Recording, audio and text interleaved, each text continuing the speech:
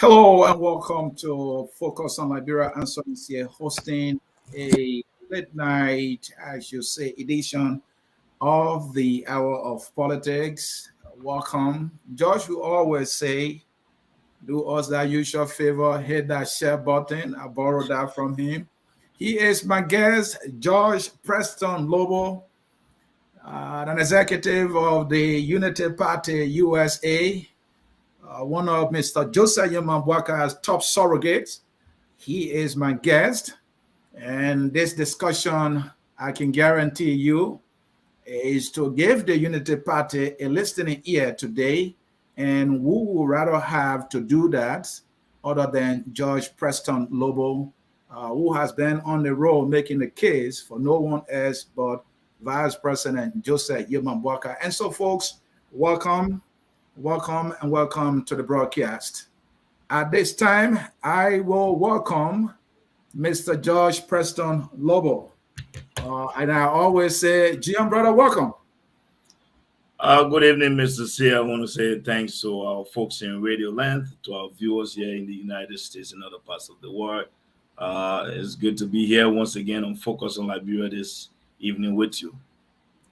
It's always good to have you, and we can welcome you enough. Folks, the topic for tonight's discussion, Joseph Nyuma, Unity Party leader, Unity Party political leader, and his 2023 presidential bid. That is what we're going to talk about. So, folks, of course, Vice President Joseph Nyuma, the political leader of Unity Party. We're going to talk about that. And we're going to talk about Joseph Nyuma, the presidential hopeful. We know Mr. Joseph Nyuma is running to be president for the Republic of Liberia. So as a presidential hopeful, we want to know what plans he got. What is the winning strategy? But we will first of all talk about he, the leader, whether or not he has been that kind of leader that Liberia needs. Again, George, welcome. How you doing? How's family? Mr. Sieh is a good thing. Our family is doing well. We are grateful to the Almighty God for his grace and his protection of our lives. But overall, family is doing great. You know, George, you know, our country, Liberia, I really love this country just like all of us do, right? But it's so interesting that every other time there is something new to talk about. I don't know whether it's like that in other countries, that there is something interesting, something new, that will come up. And so those of us in this business, we are busy. If this were a paid job, I mean, we'll become millionaires in no time because we're talking about the issue. What do you think? Mr. Sieh, I think I see it from two perspectives. One, the desire of so many of us that have traveled now, that are out of Liberia, the concern and love for country. A guy like you, for example, 10 years job history on his resume, one of the most prestigious airlines in the United States.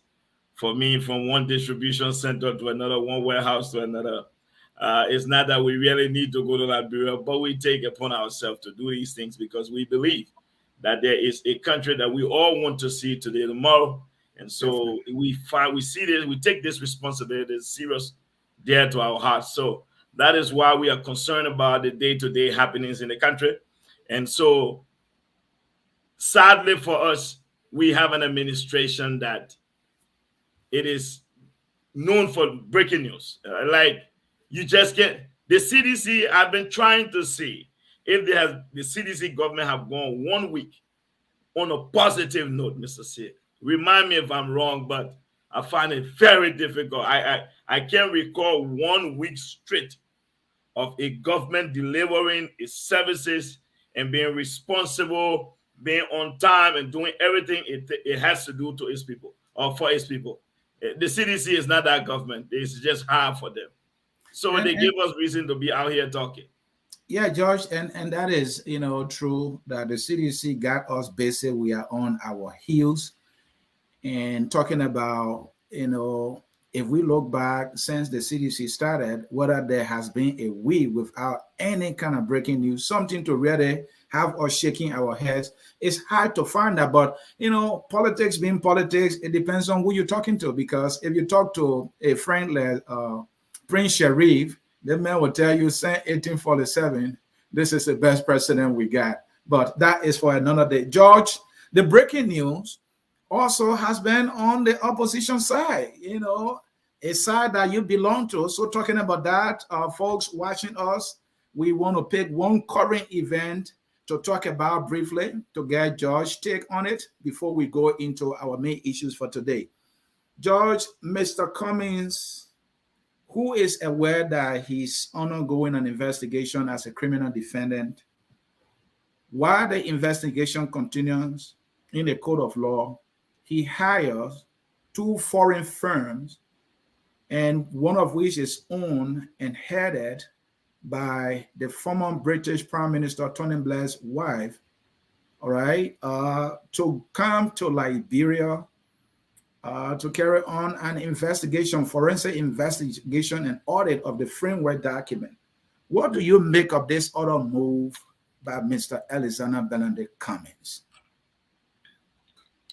Mr. Sieh is like George Lobbo first week in space. He's not an astronomer, but he's in space.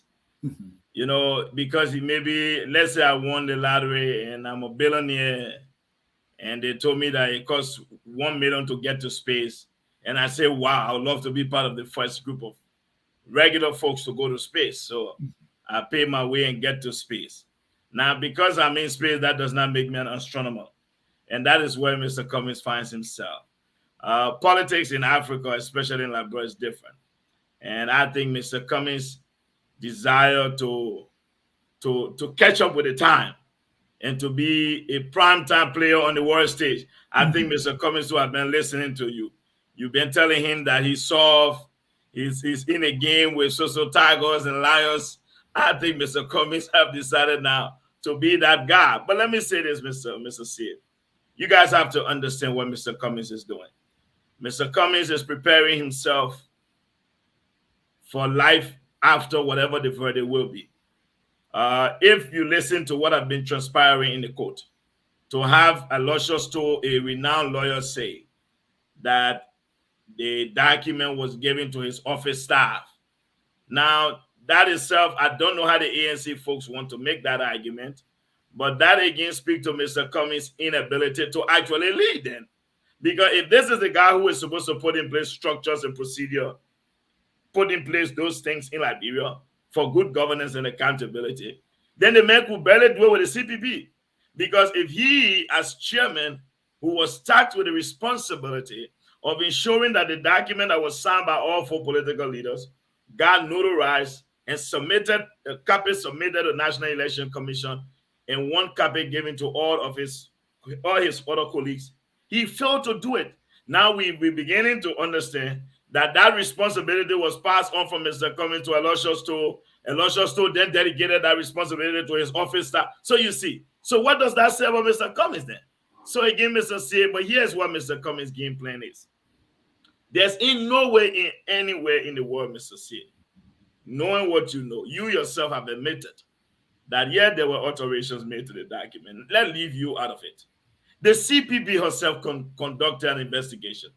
Mr. Cummings had representation to that investigation. And that investigation concluded that there were alterations made to the document.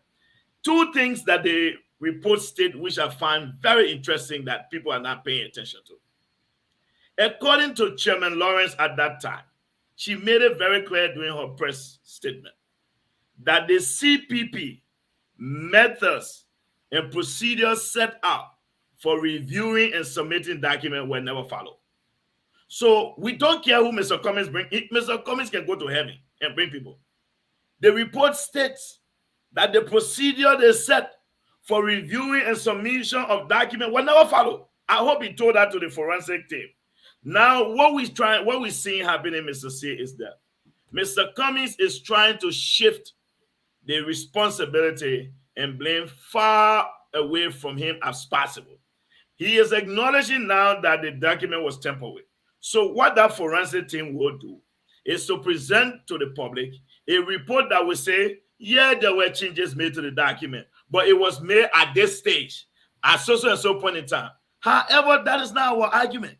We care less whether the document were authored when they were in a car driving, being driven to neck. What we have said, and the records will show, that the CPP framework document were authored for nefarious and criminal intent.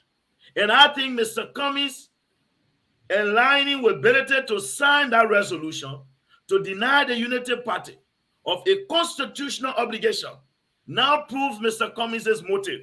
So those who want to get mad at UA, I think Mr. Cummings proved UA point. So for George. us, Mr. Sieh, as I lead, let me end on this note, right? Mr. Cummings won a report that will be presented for him.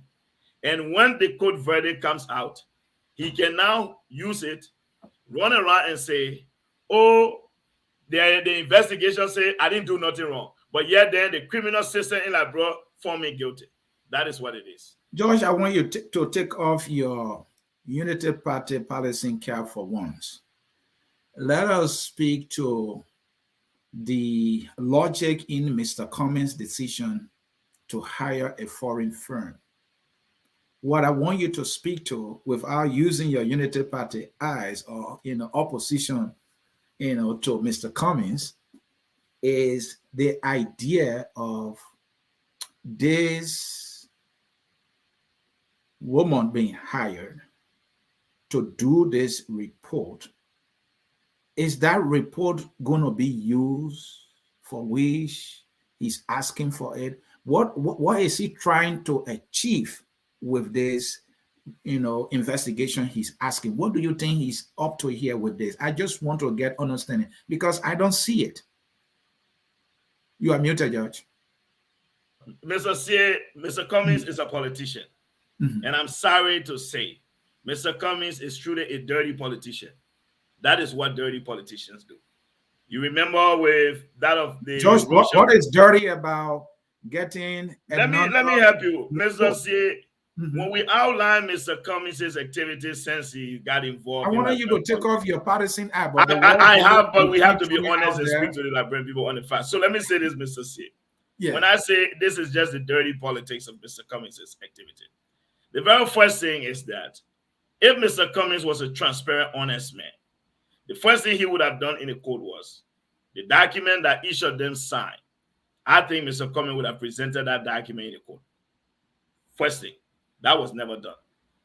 Now, Mr. Sieh, you've had the privilege to see what was given to NEC. Now, we also know that when the document was submitted to NEC, that it was also retrieved, and then it was resubmitted to NEC. Other political leaders are not aware of it. Mr. Cummings, who is the most honest and transparent man, did not tell us all of this. He has not told us that those things were done. Mr. Cummings is yet to tell us that a Luscious Store office staff was the one in charge of the document. So here is what Mr. Cummings wants to accomplish with this particular strategy. Mr. Cummings wants a report that will clear him of any wrongdoing, shift the narrative to people far from him directly, and so that way he can be able to use it to save his image with regards to the other bulls he is on in America. But I tell you, there's in no way, shape, size, or form this case, given the way it is proceeding, that Mr. Cummings get off the hook. We know the facts. We know that the documents were altered. We know that there were clauses insider into the documents that were not there when we signed it. So at this particular point in time, and Mr. Sieh, you live in America, right? I tried to listen to some of our educated folks making baseless, reckless, irresponsible charges coming about these documents. And let me say this to you, Mr. Sieh. I want to bring this thing very plain and simple. Because Ansony Sieh works for Southwest Airlines. Southwest Airlines, Mr. Sieh, you signed an agreement with Southwest. You did a trust. You say, when anything happened to me at this job, 100% of my benefit must be given to my wife. You took that document home. A lawyer friend of yours said, Mr. Sieh, let me look at those documents for you. Let me see if all the wordings meet the standard. You give it to him. If your lawyer friend went and said, no, I think Mr. Sieh, 90% should go to his wife, 10% go to his family, his immediate brother and family. So Mr. Sieh, don't sign that one. Does that mean that document is legitimate? All right, George, I'm asking questions because we want to educate the folks on the facts. Does that mean the document is legitimate? Because that is Cummings' argument. And I feel embarrassed for such a man coming from America who understand the legality involved with notarization of documents. And for me to see ANC folks making these baseless, reckless, childish claims is so unfortunate. And so Mr. Cummings needs to get to the facts. And he needs to step up his game, take responsibility, apologize to his colleagues. That is the only way out. Mr. Cummings can hire a firm from heaven. It won't change the facts. We have our investigation report. We have the facts. We have the documents. There were clauses inserted into the new one that he submitted, which we did not sign. And that is the case against Mr. Cummings. Thank you so very much. The tough talking George Lobbo there, giving his take on Mr. Cummings' decision to hire two firms to come and do a forensic investigation on the very framework document that an investigation was conducted on, and that is in court. Mr. Cummings is impatient and is now waiting for the court of law to make a decision. Report. He hires a British firm to do another report, and he is paying for that report. It is obvious what you pay for, that's what you're going to get. Folks, we will leave it. I was just getting George's take, but George never misses any opportunity to go political. Well, we will take a short break. When we come, we will be going into our topic. We are about to go into the discussion for today. And let me remind you, our topic, Joseph Nyuma Boakai, Unity Party political leader, and his 2023 presidential bid. We will take a short break and we will go right away into our topic for today. Stay tuned, folks. At Focus on Liberia, we discuss everything Liberia, from education to politics, arts and culture, entertainment, agriculture, history, religion, family, and technology. Focus on Liberia uncovers and showcases the best of Liberia and shows the world the truth about Liberia. We educate, elevate, and promote all things Liberia. We conduct interviews, panel discussions, debates, and more. Tune in to Focus on Liberia on Facebook and YouTube and be a part of the stories that make up the news. This is Focus on Liberia, and I am Dennis Jack. And I am Ansony Sieh. My guest is George Preston Lobbo. We are discussing Joseph Nyuma Boakai, Unity Party political leader, and his 2023 presidential bid. So, George, let's start with Joseph Nyuma Boakai, the political leader of Unity Party. Mr. Boakai took over as political leader of the Unity Party somewhere between 2016 and 2017, and he has been, more like the arrowhead of, Unity Party. Talk to me, George. Has the Unity Party under Mr. Boakai's stewardship experienced any growth, any transformation since Mr. Boakai has been the political leader of Unity Party that you can share with us here? Mr. Sieh, absolutely. Under the stewardship of Ambassador Boakai, one thing he has been able to maintain the Unity Party stability. If you check in our Liberian political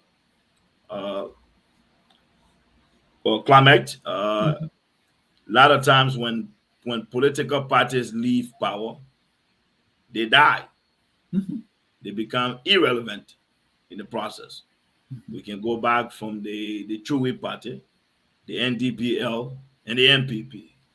The Unity Party is the only party to have left power, remain relevant, and remain the largest opposition political party as we speak today. That itself is an accomplishment of his stewardship and his leadership. To have been able to steer the affairs of the Unity Party during all of its troubling times.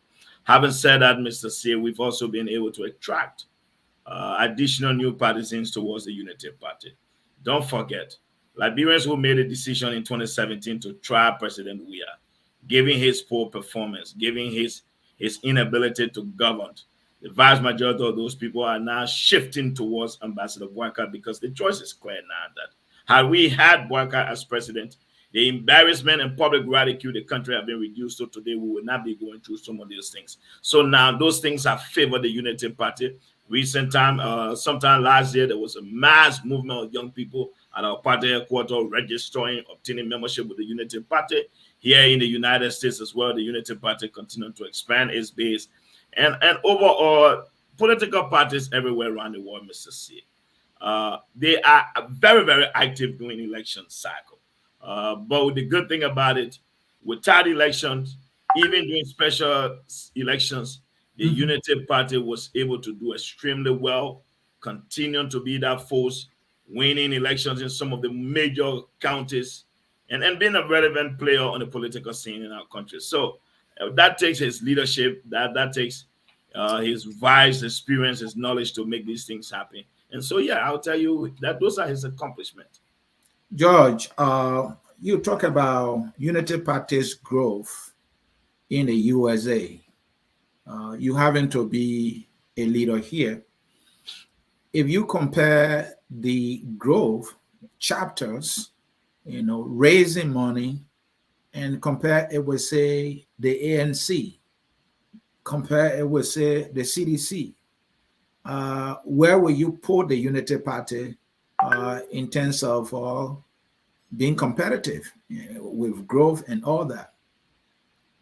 Mr. Sieh, let me say this. I have not had a chance to sit down and say we're doing a comparative analysis of all political parties' involvement of fundraisers in America. George, why not? This is how you determine your strength. So let me say this to you, Mr. Sieh. Let me just say this to you. We as a Unity Party, USA, Canada, I know what we set out to do. We have a fundraiser program that we designed sometimes 2 years ago, where I myself here made a commitment towards that in the amount of, I think, $2,000. And I know how much money we set out to raise. Did you pay that money? Hold on. It's an installment prior to 2023. So, Mr. Sieh, so we make payments on that. Not only that, I'm a very active, regular due paying member in the United States here. And let me say this, Mr. Sieh, what I'm not prepared to do and what I would not do is, for us, we do not believe that our ability to lead Liberia will be proven by how much money we raise in the public and come out to seek this attention. We're not doing that because let me say this to you. We must not forget, Mr. Sieh, everything that has to do with the Unity Party will be misinterpreted. If today the Unity Party was parading fleets of new cars around the country, the next thing that will be said, we told you people the 12 years they were empowered. How many chapters you have? How many chapters you have now in the U.S.? Do you know how many chapters you have in the U.S.? Let me finish, Mr. Sieh. So again, let me say this to you. We have regional, as a result of that, sometime last year we began the appointment of regional heads. I know we have Nuki Williams, who's in the southern region. We have Mr. Thomas Asumana on the eastern region, northeastern region. So Thomas Asumana and myself had a lengthy conversation this morning. We are expanding our chapter base. We opened up a chapter in Texas, in Georgia, in North Carolina, in this Philly, New Jersey, Delaware area. We've always been in existence there. The Minnesota, the North Dakota. The other day I saw an appointment of interim chapter head in Illinois. To be specific, she lives in Chicago. So there's so many things that we are doing. But Mr. Sieh, let me say this to you. What we are not going to do and we will not do is we've been very clear. We believe in our efforts to ensure that we raise the resources needed to defeat the CDC. And I can say this to you, Mr. What is your target in terms of fundraising to help? Mr. Sieh, the Unity Party USA Canada, again, I will not give you a ballpark number. But we know that there's going to be enough tremendous. It's in millions. If you don't want to give me specific, that's okay with me. I understand you. Again, let me say this, Mr. Sieh. We will do whatever it takes to raise the resources needed to ensure that Joseph Nyuma Boakai gets to the mansion. And that is what I would say to you. The other day, George, I saw Friends of JMB, and they had a target of 1 million. At least they were being truthful by telling us, they had a goal. That is good. What is your goal? Mr. Sieh, again, our goal is to ensure that we have all the resources, the logistics to get Joseph Nyuma Boakai to the mansion. And that is what we are working towards. Thank you.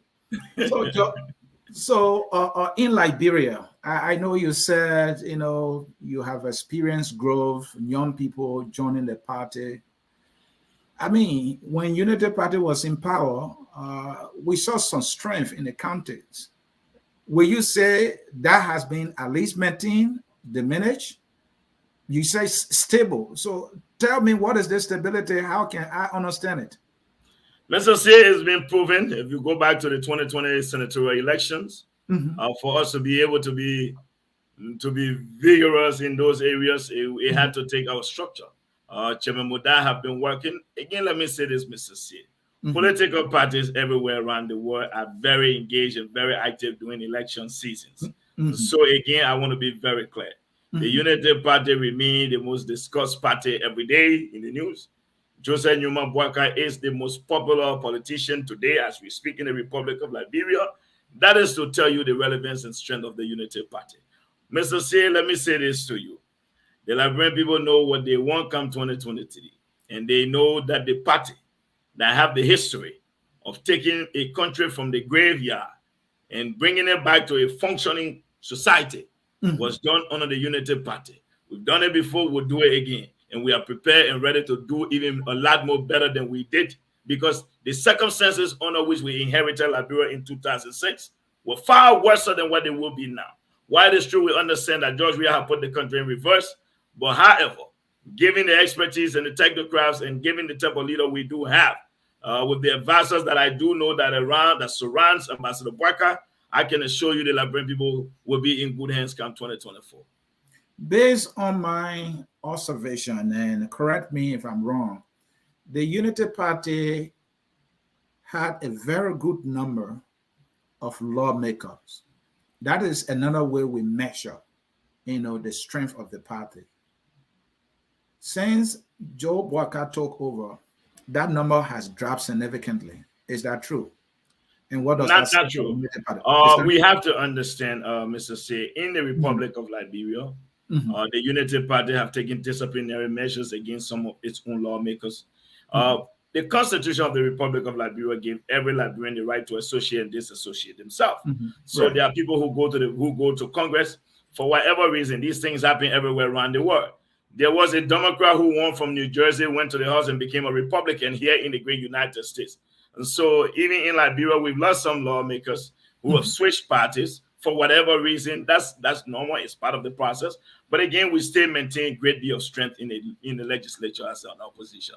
Don't forget, we had the deputy speaker who gave up that position for a senatorial position. So that tells you our strength. And we look, Mr. Sieh, let me say this to you.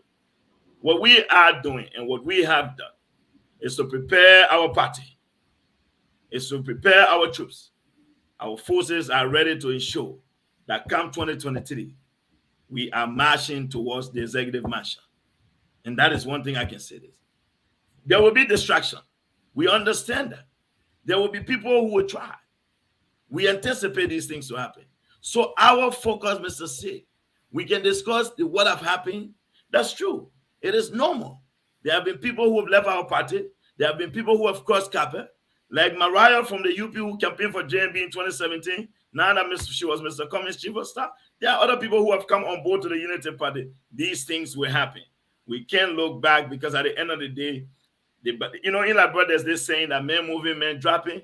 But I'll tell you, there have been more men coming over to help us with this march, and we are prepared to head to the mansion. Well, my recollection is that we've seen more active political actors leaving than joining. But who am I? You are in there. I don't get to see everything. Let us make progress. Let's look at Joseph Nyuma Boakai, the leader. Another way we see leaders is when they take firm position on issues of national concern. Do you know of any fundamental national issue that Mr. Boakai has taken a position on that is to the knowledge of those who follow politics? Name me that one issue. So, Mr. Sieh, again, like I said, the former vice president memoir will be out within the next couple of weeks. I will ensure, and let me assure the Focus on Liberia team that I will send you guys a copy, which catalog his performance in public service, his accomplishment over and over for you all. Let me say this, Mr. Sieh.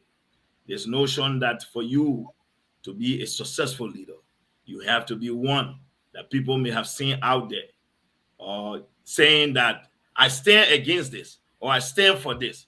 If that is the requirement by which one can become president, then I think the guys from the progressive, all of them should have been given a chance to lead Liberia. Because again, that is not the requisite for you being a leader. One who becomes a president is someone with. Are you acknowledging that he has not stood Mr. on Sieh, let me say any this issue to of you. national concern? Mr. Sieh, let me speak, sir. Let me speak. Ambassador Boakai is the former YMCA director. And if you understand the role of YMCA in Liberia, there are programs that the YMCA support.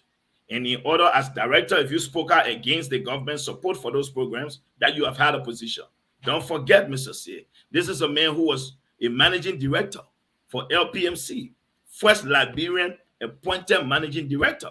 I'm pretty sure it is clear. This is why I don't want to be restating. And I've assured you, Mr. Sieh, I'm going to ensure that JMB memoir is delivered to you for your own perusal so that you can have it.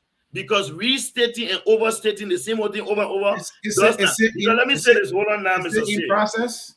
Just hold on. Mr. Sieh, let me finish my thought. I just told you again. JMB was in charge of policy as Minister of Agriculture. That's policy implementation. I'm pretty sure there was very multiple times where in which he has differed with his own administration. We know why he left the government. Again, the late Dr. Amos Sawyer told you, when people were running around with his dismissal, I will tell you, what was JMB dismissal from LPRC? Was a result of spending on a generator.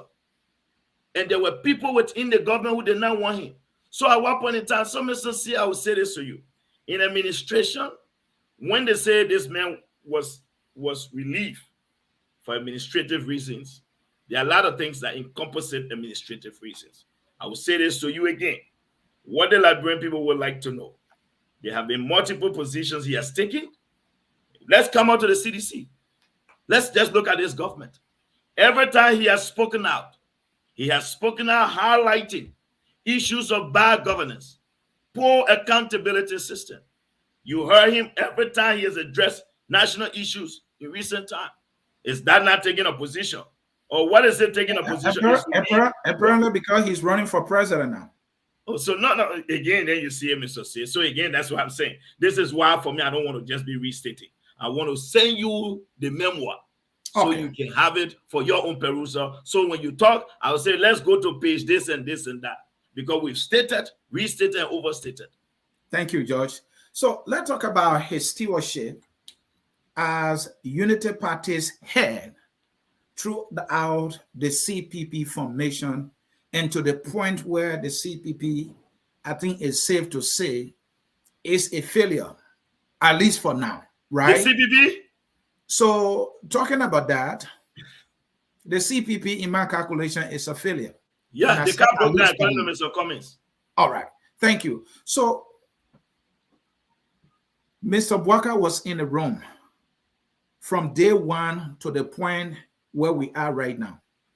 The question is, has Mr. Boakai contributed in any way, shape, or form, either through an inaction or involvement in anything that contributed to where the CPP is and what it became today? Now, before you come in, Mr. Cummings said, and I quote, that to exempt him would be disingenuous. And that, in other words, he was saying he contributed, he played a role, he was part and parcel of all the issues or some of the issues that contributed to the CPP being what it is today. So the question again is, can you say for a fact that Mr. Boakai contributed in any way, shape, or form to what brought the CPP to where it is today? I will put it this way for the Liberian people understanding today. Mr. Boakai was part of the CPP. He was one of the political leaders. You see, what I'm not trying to do here is to give out blames to people. Because what we fail to do, all of us as Liberians, is to first acknowledge why the CPP fell apart. I think when we do it, we'll hold the right person responsible for what happened to the CPP. And it was very clear on the record. The CPP failed because Mr. Alexander B. Cummings authored, finger the George, you will get to that. You will get to that point. My question is, hold on, wait, Mr. Sieh, hold on. Anyway, Mr. Sieh, I can't answer the question the way you want me to. Let me answer the question. Don't worry. So again, I think let's establish that first. Let's establish that. Because we know that there was 14 years civil war in Liberia. But every single Liberian it is believed that somewhere, somehow, we all contributed to the war. That we all supported the war. That's an argument that's debatable. Now let's come to the CPP, Mr. Sieh. Let's look at Ambassador Boakai. George, I will stand here a little bit. Hold on, please. Yeah, but let me say this, right? Yeah, please hold on, George. I will give you time to flow. This is your time to flow. I will give you a chance. I know those of us who follow you, we know you've been clear that this thing's been altered. If there's anything you have said more than maybe I can pull it at 10,000 times, it's the fact that you maintain the document was altered. And do you believe that? Can you accept it's a fundamental reason why the CPP broke apart? So, George, again, my question here is, except from the formation of the CPP to the point where we are, did Mr. Boakai in any way contribute to anything that brought us to where we are right now? Mr. Sieh, directly, I would say no. Indirectly, I could agree with you because you know what? He was part of the CPP. They will share responsibility that it fell apart. Now, so let's talk about that. Let's talk about his indirect contribution. What is that? So when I say his indirect contribution, right? For example, this is a former vice president, for Christ in heaven's sake. He's part of an organization. One of their colleagues brings a complaint. They try to resolve it. Mr. Cummings go out, does a press conference, deliberately, vehemently deny that any wrongdoing, and begin to demand apology. The former vice president assured the world and told BBC that when I return to Liberia, I will ensure that Alex and myself will meet and we'll iron this thing out and we'll get the CPP going. Despite multiple attempts, Mr. Cummings refused. All he did was giving excuses. So, Mr. Sieh, the former vice president could not go beat him. The former vice president could not tie Mr. Cummings to second that. And let me say George, this. What you just explained is not against Mr. Boakai. You are saying he made effort. I'm saying something he might have indirectly done. Yeah, listen, now, indirectly, that's what I'm saying. Because what was the end result? The end result was to have a collaboration of 4 parties. And he was part of it. Now we don't have it. So indirectly, it fell apart. He was part of it. But the Liberian people understand when they want to label people, right? What you must first identify is, what was your role? What effort did you make? Because at the end of the day, Mr. Sieh, you and I, we are very good soccer followers. They say, we lost the game, but this goalkeeper and this number 9 and this number 2, they gave it their best. They gave it their all. That does not stay. The team lost. And that is where Ambassador Boakai finds himself. So yes, he was on the field. He played. He gave it his all. At the end of the day, his team lost. So yeah, he shared responsibility because you know what? He wore the jersey. He was on the field. And that is all I'm saying, Mr. Sieh. He was the number 2. He was the best number 2 on his wing. There were many things that happened, George. First, when the document came out, you and I have been following this document. We've read it over and over. Initially, there was this noise, known, active, and visible to be considered. Another thing another decision they made was that the 4 parties logo would be the CPP logo. This Mr. Boakai read the document at that time, and was he in agreement that they needed to release such document talking about you needed to be a member of CPP before you could be considered for any appointment? Did he read that? And was that a good decision on his part? Mr. Sieh, again, we can outline individually the pros and cons of the document that came out. Right. Again, I will say this to you. If that issue, when the first CPP framework was released, the outcry from the public, they took it back. Yeah, those wordings did not meet the expectation and admirations of Liberians that wanted to see an open, free system where employment will be based on merits and not based on party affiliation. Yeah, those things should have been corrected. Should not have been there. They were there. However, now he was part of it. Let us be very clear here. I was not in Monrovia. The Unity Party had its representation to the CPP Secretariat. However, Mr. Sieh, you know when it comes to the CPP, you know George Lobbo's position. There are a lot of things about the CPP I disagree with. I didn't want from the beginning. From the genesis, I was never a fan of the CPP. I've never hated that. That is something that anybody in the Unity Party do know. I was very clear that the whole idea of CPP was a distraction to the Unity Party, was a waste of our time, and that is exactly what it turned out to be. A complete waste of our time. We got more insults, humiliation, denigration from the CPP than they carry out anywhere. And that was my position from the beginning. So, Mr. Sieh, yes, on that note, yeah, again, like I said, he was on the field. A fighting broker, he was in the jersey. The team that he was playing for fought on the field. Yes, he bears responsibility for that. That is what you want. I give that to you. Absolutely. Thank you. Thank you, George. You know, because you are on record that Mr. Joseph Nyuma Boakai is an experienced, dedicated statesman with that wealth of experience to now have known, having read the document for consideration in a possible CPP government, to have been restricted to only members of that coalition, thereby excluding all other Liberians, and that he signed it on May the 19th, was it 2020? That was like something else, but you know, you spoke to that, so let us make progress if you don't mind. And let me just add something to that real quick. Don't forget, okay.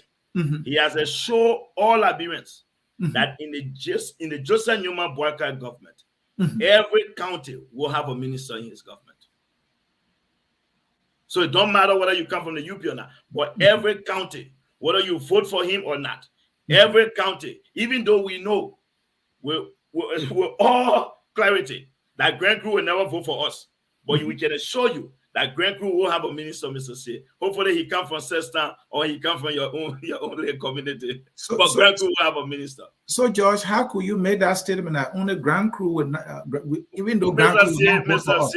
Please clarify that. What do you mean Grand Crew will not vote for us? Mr. Sieh, let's be very, very clear here. We can't do this. We can't do this to the audience. When there's an election here in America, no Republican expect the Republican Party to win California. This has never happened. No Republican expect to win New York. This thing is not a myth.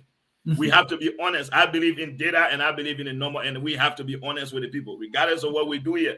Grand Crew, like any sedition, whether you wake them up tomorrow, Lofa County will vote 100%, almost 100% Joseph Boakai. That's just show thing. So those arguments we get, like Texas, the Democrat can win Texas. There's no presidential candidate in the United States contesting who anticipate winning Texas as a Democrat. Let's leave it. Like winning Alabama or winning Mississippi or winning Arkansas. We have to be, that's what I mean by that, Mr. Sieh. You have to understand the political map, and we have to be real when you see, for me, when I look at data, I look at trends.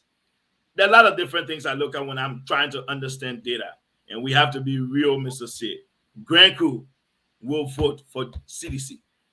But Unity Party, I think there was Rosalind Sieh was at one point Unity Party's senator, and she happened to come from Grand Crew County. So Unity Party has one seat in Grand Crew. We are speaking in terms of the presidential election 2022. Presidential election. No, Grand Crew votes Joseph Nyuma Boakai. Let's just tell the audience the truth. No, I don't. So what you meant was, Mr. Sieh. What you meant was that people in Grand Crew will vote for him, but he will not. What I mean is that Grand Crew, the county Grand Crew, when it's all said and done, Yeah. The person who will win Grand Coup will not be Joseph Nyuma Boakai. That does not mean he won't get vote there. Okay. But he will not win Grand Coup. That is just what I mean.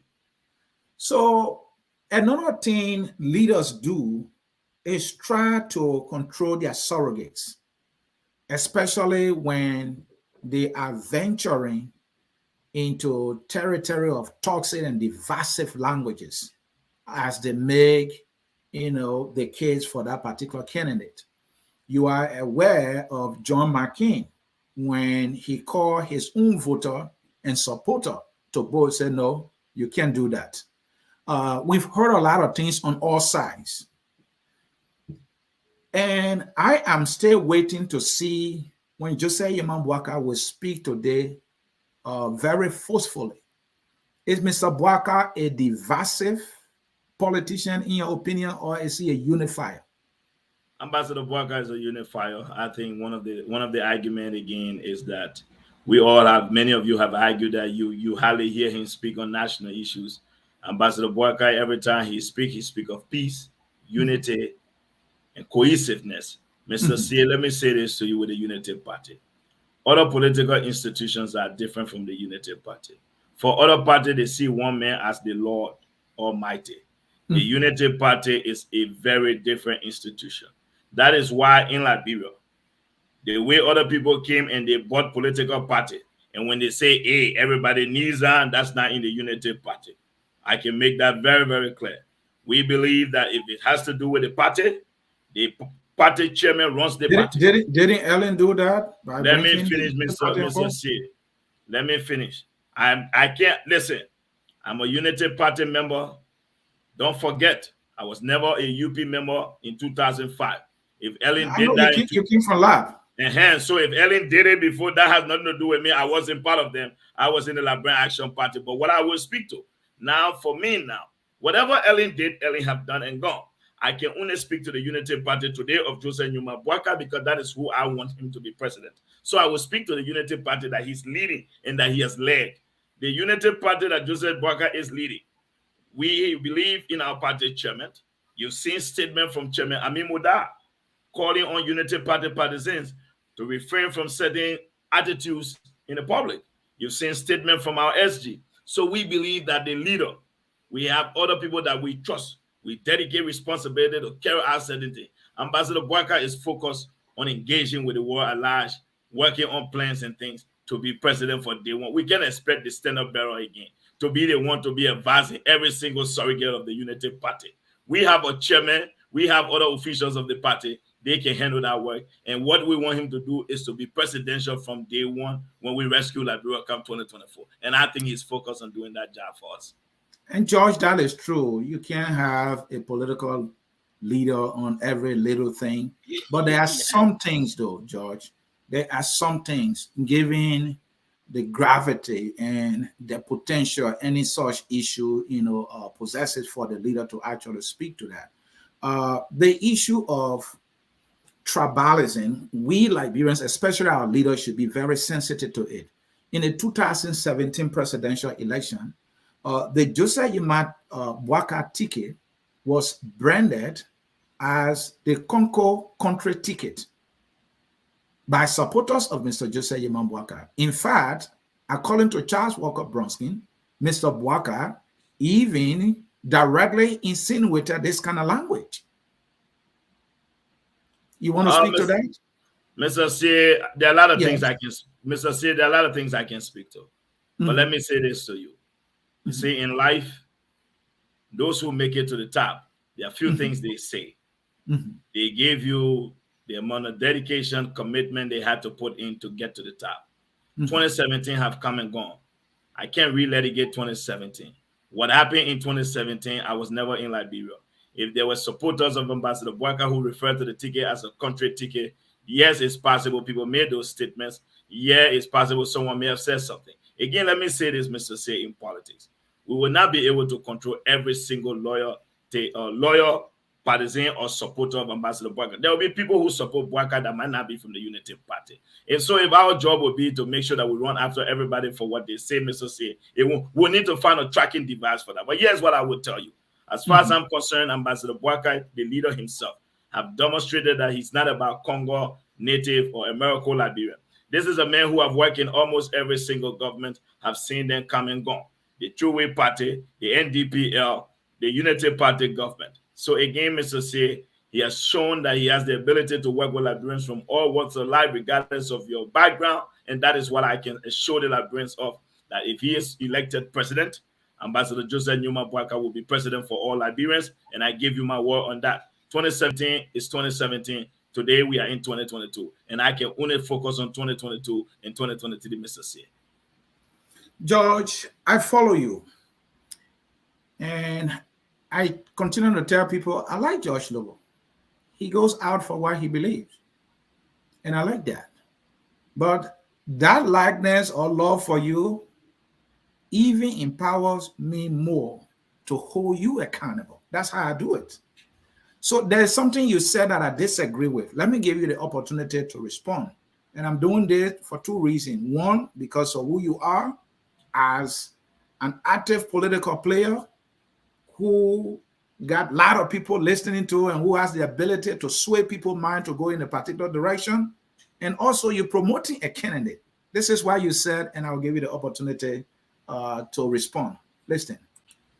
Mr. Ray, who happens to be the director at Legis, was my vice principal for administration at the College of West Africa. And it breaks my heart to know that this man who was once a principle-minded individual, one who I could have bet my life for, this man is now notoriously corrupt. There is something about the Southeastern guys. I'm just going to say this. People will be mad at me.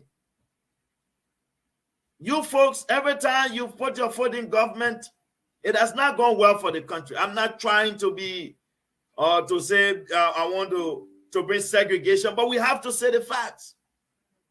Every time you guys have had the country, let's be honest here, folks, the country really suffered under your rule. President Todman enjoyed some of the greatest concession agreement in Liberia history.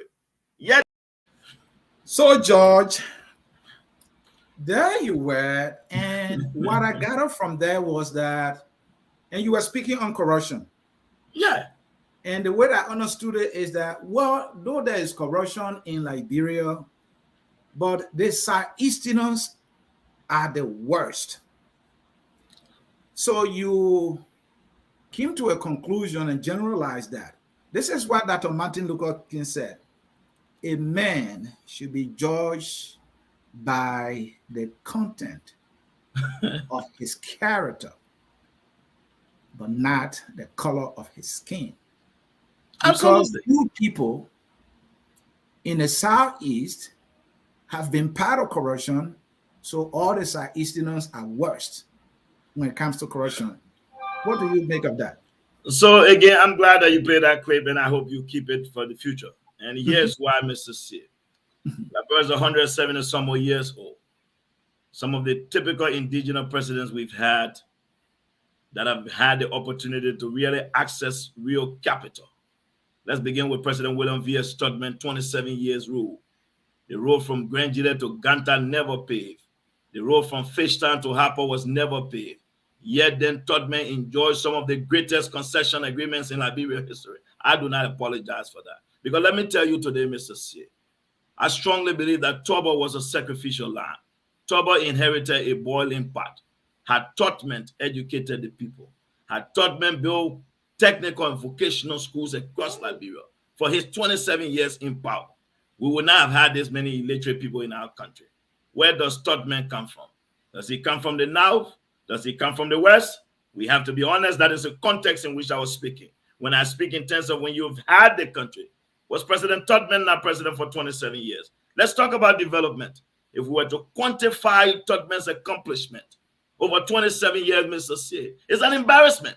Because if we took Todman time and what Liberia enjoy as from a concession perspective, Mr. Sieh, it's an embarrassment. It's a shame to the country. Now let's fast forward to President Samuel Kanyando. And George, before you continue, you think we have that failure? No, Joe, I'll give you time. Let's take it piece by piece. And you think that failure you're talking about? Let's just say 1 second. Yeah, please. All right, folks, stay with us. George will be right back, and we will take a short break while we wait on him. Don't go anywhere. At Focus on Liberia, we discuss everything Liberia, from education to politics, arts and culture, entertainment, agriculture, history, religion, family, and technology. Focus on Liberia uncovers and showcases the best of Liberia and shows the world the truth about Liberia. We educate, elevate, and promote all things Liberia. We conduct interviews, panel discussions, debates, and more. Tune in to Focus on Liberia on Facebook and YouTube and be a part of the stories that make up the news. This is Focus on Liberia, and I am Dennis Ja. And I am Ansony Sieh, and you are watching the Hour of Politics. Of course, Focus on Liberia, where we educate, we elevate, and promote all things Liberia. George Preston Lobbo is my guest. Bear with us. He will be joining us here soon in continuation of this conversation with Mr. George Preston Lobbo. You know, the question I'm asking George here is that, so let's say all of the things he said about Tama, all those things are true. Is he saying that the reason we had those failures because Toma from the southeast is not because of who Toma was. It was not about Toma. It was because he was from the southeast. All the failures we can count and corruption we can count in Do. It was so because he's from the southeast, not because the man. Mr. Sieh. Yes. You see, it is important. You can't speak for me. And I'm asking a question, George. I'm not speaking for you. That's fine. So let me repeat again. Let's fast forward to Do. President Samuel Kanyando,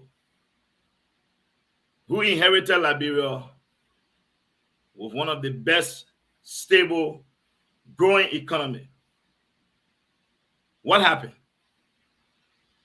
Apart from Do was going to do, Do was looking into doing, that the same thing Do wanted to do. Look, listen to the U.S. Secretary. Yeah, Josh, I want us to be brief on this. This is about your Kennedy Moore. So let me brief. But you brought it up. So let me say this, Mr. Sieh. And that is the perspective, the proper context I was speaking in terms of. What have happened? 10 years Do was president. When President Do came to power, Liberia's total international debt was at $669 million. By the time Do left power, our total debt had increased by over $1.5 billion. Can you show the Liberian people development for $1 billion? Where does Do come from? Does he come from the West? Does he come from the North? And so all those things happened because he was from the Southeast. Let me finish now, Mr. Sieh. So, George, you don't want me to ask question? I mean, let me finish now, so then you ask me. So when I say the Southeastern guys, it doesn't mean every single human being who comes from the Southeast. Because not everybody have had the chance to be president. But those who've had the mentors of authority, those who've had the ability to be president. So I'm judging those guys. Do they come? Does Tubman come from the West? Samuel Kanyando come from the West or the North? Where does George Weah come from? Today, again, what have happened? Rampant corruption, massive looting of state resources. Let's look at George Weah. President Weah have borrowed over $700 million in less than 5 years. Where is the development? So it is the same thing. That in that context, did we not? Because if you look at the number of presidents Liberia have had, it is reasonable to say every president we've had, just like any other country and any other government, there have been corruptions of all forms. So it makes no sense, in my judgment, to say there was corruption because the person comes from this place and not because of who the person or because of the things the person did. And that is what does not make sense, because they look at it. Vani Shema, your former party and current party senator, right? Has he been president of the Republic of Liberia? Let me speak too. Does he come from ground crew? This man is corrupt. Prince Johnson is corrupt. Ellis Tyler, who's been named Corruption King Kong. Ellen Johnson Sirleaf and all her children, corrupt. Mr. Sieh. You want to mention Ellen Johnson Sirleaf. Mr. Sieh. All these people are corrupt because they got corrupt and not because of where they come from. Mr. Sieh, again, Mr. Sieh, I repeat my statement. I stand by it. Let me say this to you. The Ellen Johnson Sirleaf corruption statements, were there corruption in the Ellen government? Absolutely. But let me be very clear on the records. A corrupt government led by Ellen Johnson Sirleaf, as you may claim, would never have qualified for the MCC compact grant, would never have met the HIPIC initiative. We can't be speaking here just because we want to speak. The records are there. George, let me finish, sir. You can't defend this thing and win to say because the past. Mr. Sieh, I repeat. President Todman comes from the southeast. All right. President Doe comes from the southeast. Mm-hmm. President George Weah comes from the southeast. I want you to challenge me on this and prove me wrong with my statement in terms of what they've borrowed, what we got on our money for, in terms of development. That's what I want you to argue now. I don't want you to get sentimental about it. I want you to prove me wrong and say, okay, George, or not. Listen, Mr. Sieh, let me finish. George, we have to be brief on this so we can get to the other issue. I want you to argue and say, if we're going to be comparing presidents by region, President Sirleaf comes from bombing. Do you want me to list Ellen Johnson Sirleaf accomplishment and development? And we measure it with the guys from the southeast that I need. Corruption. So when it comes to the corruption, you stay compare her with them. You do not want to talk about corruption. You want to talk about development. We talk about corruption. Yeah, let me quote the U.S. government though. The U.S. is I don't want you to quote the U.S. government. No, George, you don't want me to. Why you want me to do? You want me to take your opinion on corruption? Is that how you want me to do corruption? Hold on. I don't want you to take my opinion. I'm saying to you, the subject we're discussing is corruption. Now, when it came to Ellen Johnson Sirleaf, you want to discuss corruption, you want to discuss development, you don't want to discuss. No, I want to discuss corruption. I just told you. Let's move forward, George. Let's move forward. No, we can't move forward. We should not leave the audience. Allow me to land and I'll give you change, George. So, yes. Okay, let me let you speak and then I'll go ahead. Go for it. Excellent. Thank you, because I wanted the listener to be able to follow the both of us.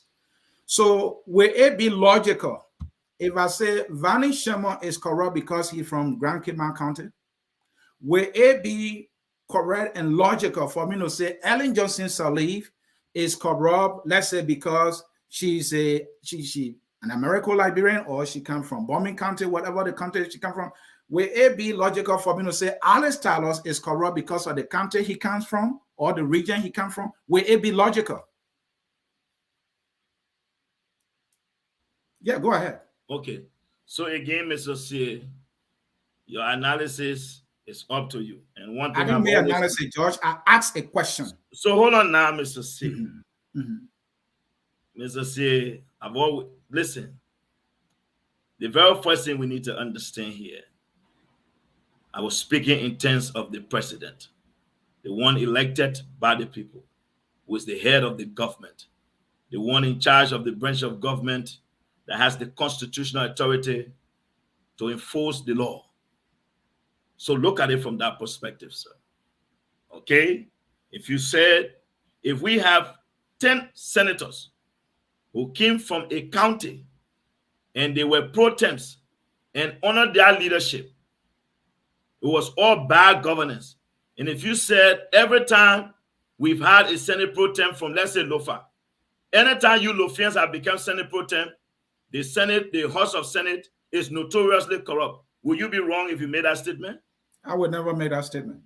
That's completely up to you, so you can. But I'm asking you, will you be wrong if you made that statement? If we've had 10 senators from Lofa County, and every time they were made Senate pro tem, the House of Senate became notoriously corrupt, will you be fair if you said every time you guys from Lofa County have had a chance to be Senate pro tem, the House of Senate is notoriously corrupt? Is that a fair statement to make? You want me to answer that? Yes. Okay, then answer my question. Answer my question, then I will answer. I just want to know, once you answer that, it will be easier. No, I don't want the first who asked my question. My question was, George. Man, Mr. Sieh, we're not arguing. George, my question. So, okay, let me answer your question. And yes, I said it. I'm glad you brought Ellen Johnson Sirleaf. She comes from bombing. If we have 2 or 3 other presidents from bombing who will come to power and we have proven records of their corruption and doing nothing in terms of development or giving back to the country, I think it is fair if a Liberian say, every time you people from bombing have had the country have not made progress. That is a fair statement to me. That is nothing wrong with that. So again, I restate, every time we've had president from the Southeast, there have been massive looting of state resources. Where is the development? And that is my argument. I'll take that campaign, I'll take that challenge any day and defend my statement. And that is my statement on that. You don't have to agree with me. Again, you can say, let me say this. Let me end on this. Right now, if Bon County is fortunate to get 3 speakers in succession and honor their speakership, the lower house becomes notoriously corrupt. If you said every time Bon County, people from Bon County have had the speakership in the legislature have become notoriously corrupt, I don't think you're wrong for saying that, because you have a proof. You can say, let's look at Senator or Speaker George Lobbo from Bon County. Let's look at Speaker Jim Brown. Let's look at Speaker Mary Brown from Bon County. Will you be fair or will you be wrong? That's all I'm saying. So, George, for me, I will never. I don't want us to burn all the time on here because you told me we're going to discuss JMB economic and plan. That's where I did. Yeah, let's get there, sir. Thank you. And to answer your question you ask, I would never say that. And that is my answer to that. That's fine. All right. Let us make progress and let's talk about Joseph Nyuma Boakai's plan. Mr. Boakai is running to be president of Liberia. And one of the things that people running for president do is to come up with a plan that we use to govern the country. We heard about ACT as a plan, or maybe part or one of the plans that Mr. Boakai has talked about or announced. Is that plan rating? As we speak, we heard about it for some time and probably going to a year now. It's a rating in somewhere. And can we access it wherever it is? If it is rating, I would say they are working on it. And let me say this to you, Mr. Sieh. Ambassador Boakai did not just say ACT was his plan for the country. Let me say exactly what he said. The question was asked about what his vision for Liberia looks like with regards to the Liberian economy. The former vice president responded by saying, for me, my vision for revamping, for waking up the Liberian economy and creating jobs, I can summarize it into 4-letter words, which is called ARTS. That ARTS, what we meant by that is simple, Mr. Sieh. We'll give to the Liberian people the details so you guys can read. It is normal because we have to be able to do our own assessment on a lot of different things. But here's what we meant when we speak in terms of ARTS. Why ARTS? Mr. Sieh, there will be so many challenges ahead. But what we want to do is to be practical. We want to be realistic with how we intend to grow the economy. You see, you had on here the other day Mariah Yankula from the ANC. You asked her the question about Mr. Cummings' vision and how he intends to expand the economy. She ran all around with all kinds of good intentions, nothing of substance. But let me say this to you, Mr. Sieh. One thing, the reason why we went with ARTS is simple. We know very well that there's 2 policies that influence the economy anywhere around the world, in any country. One is the monetary policy, 2 is the fiscal policy. We already know exactly the institutions responsible for these policies and what they do. Right now, as we speak in Liberia, there's a serious growing concern for the $5 and $10 bill on the market. Now, that is a monetary policy issue that has to do with the central bank. We have to ensure that we can restore trust and credibility to the financial institutions in our country. And so what does that mean? That is ensuring that we have professionals and people at the central bank that understands what monetary policy means. Now, let's go on the other front. We'll talk in terms of the fiscal policy. Here is where our ARTS factors in, because ARTS itself, it stands for agriculture, roads, sanitation, tourism, and sanitation. So agriculture, roads, tourism, and sanitation.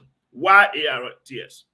Mr. Sieh, we know that Liberia lacks a lot of skilled people. We can't compete with other countries.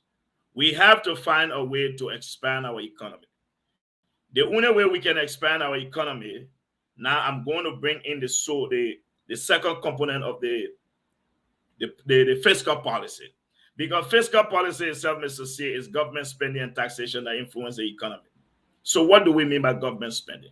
Ambassador Boakai is the only presidential candidate that I've heard who's been very clear on the record to say, for him, he intends to get rid of aid. And I think that is a challenge to the country, because by doing so, Mr. Sieh, that means he has to grow the budget, he has to grow his economy, he has to ensure that he's investing in the people. So let's begin with our first letter, A, which is agriculture. Mr. Sieh, currently the rest market is $200 million we speak. We've done an assessment and we've done serious studies on that. What are we saying, Mr. Sieh?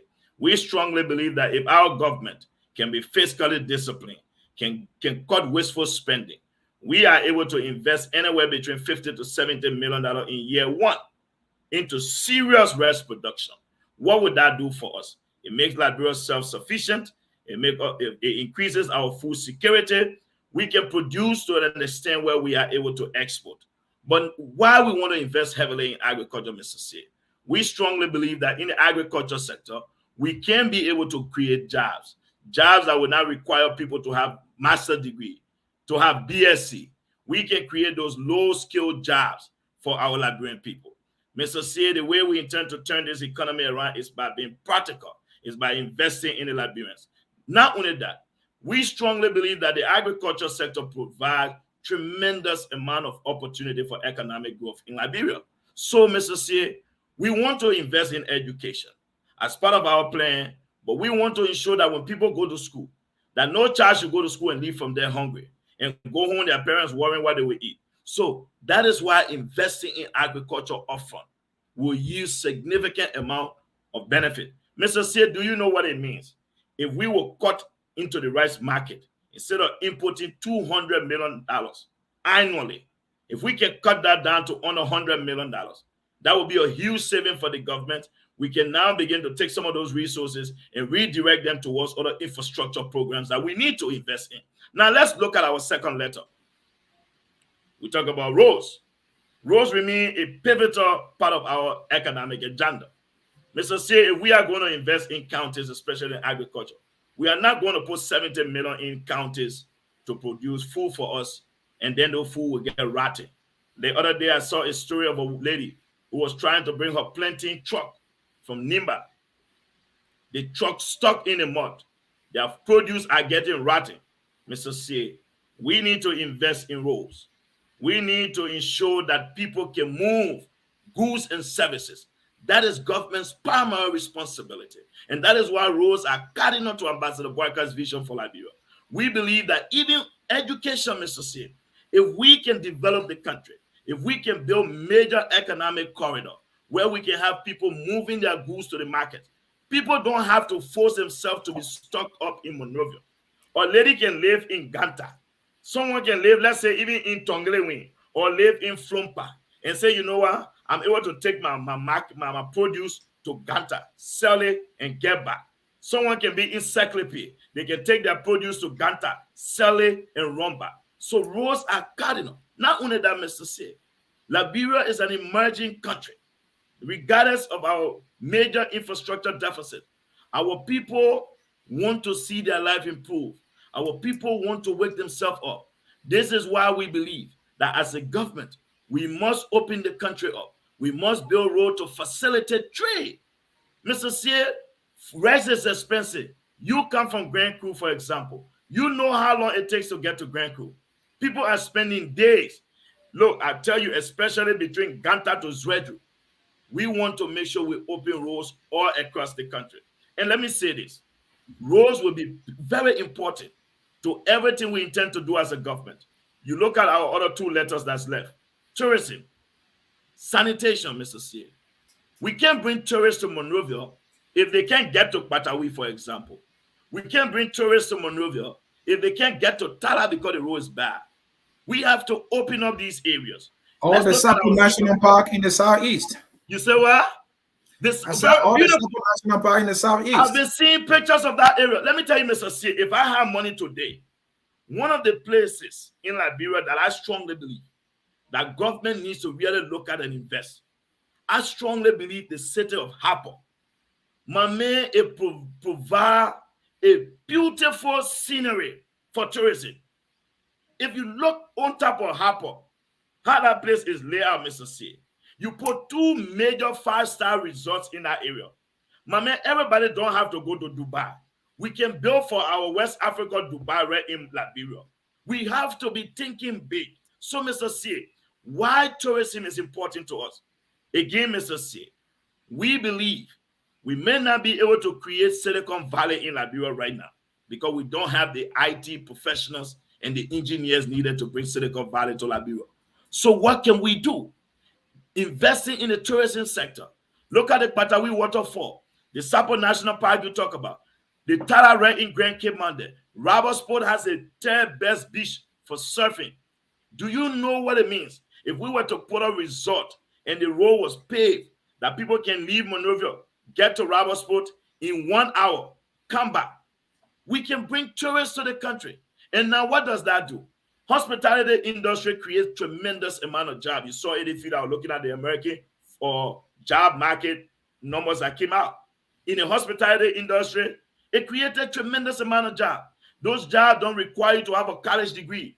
Those are things someone can take 3 weeks, 4 weeks training, and they can have a job.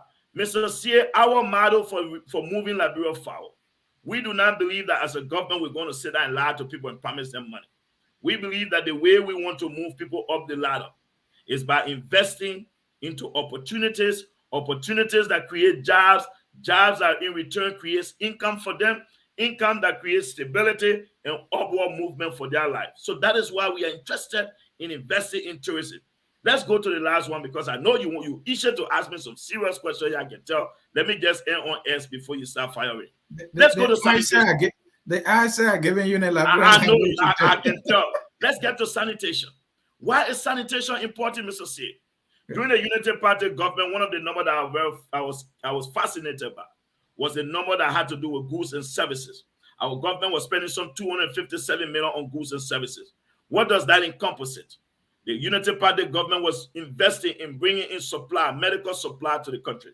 What we want to do, Mr. Sieh, in this 21st century, we want to invest heavily in the preventive measure. What do we mean by that? That is why when you hear Ambassador Boakai speak of sanitation, Mr. Sieh, we believe that some of the disease and sicknesses that are killing our people in Liberia is because of the sanitation conditions they live in.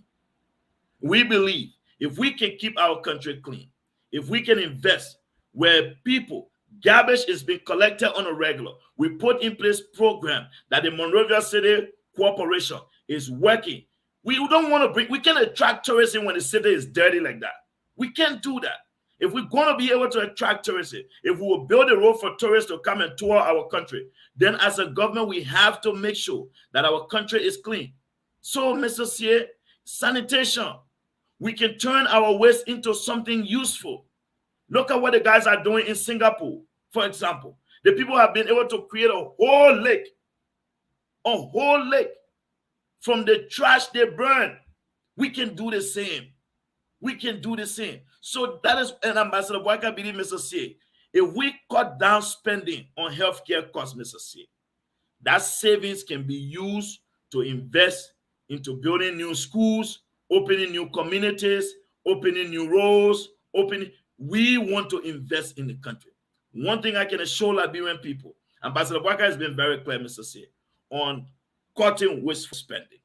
We believe that our government must be fiscally disciplined. And so, in terms of fiscal policy, Mr. Sieh, our government do not intend to just spend wastefully.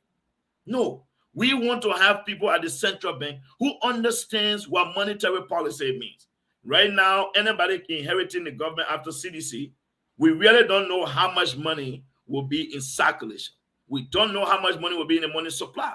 Because if you know what causes inflation, inflation is a result of excess amount of money in the money supply chasing fewer goods. Those are things we are concerned about as we said today. So you see, people think for us, yeah, we can talk the Boakai thing, but we are paying attention to the data. We are looking at ways we can improve the economy. We are looking at ways we can diversify our economy. We are looking at opportunities that we can explore. This is why Ambassador Boakai was very clear that in his first 900 days, auditing the CDC government will be paramount on his desk.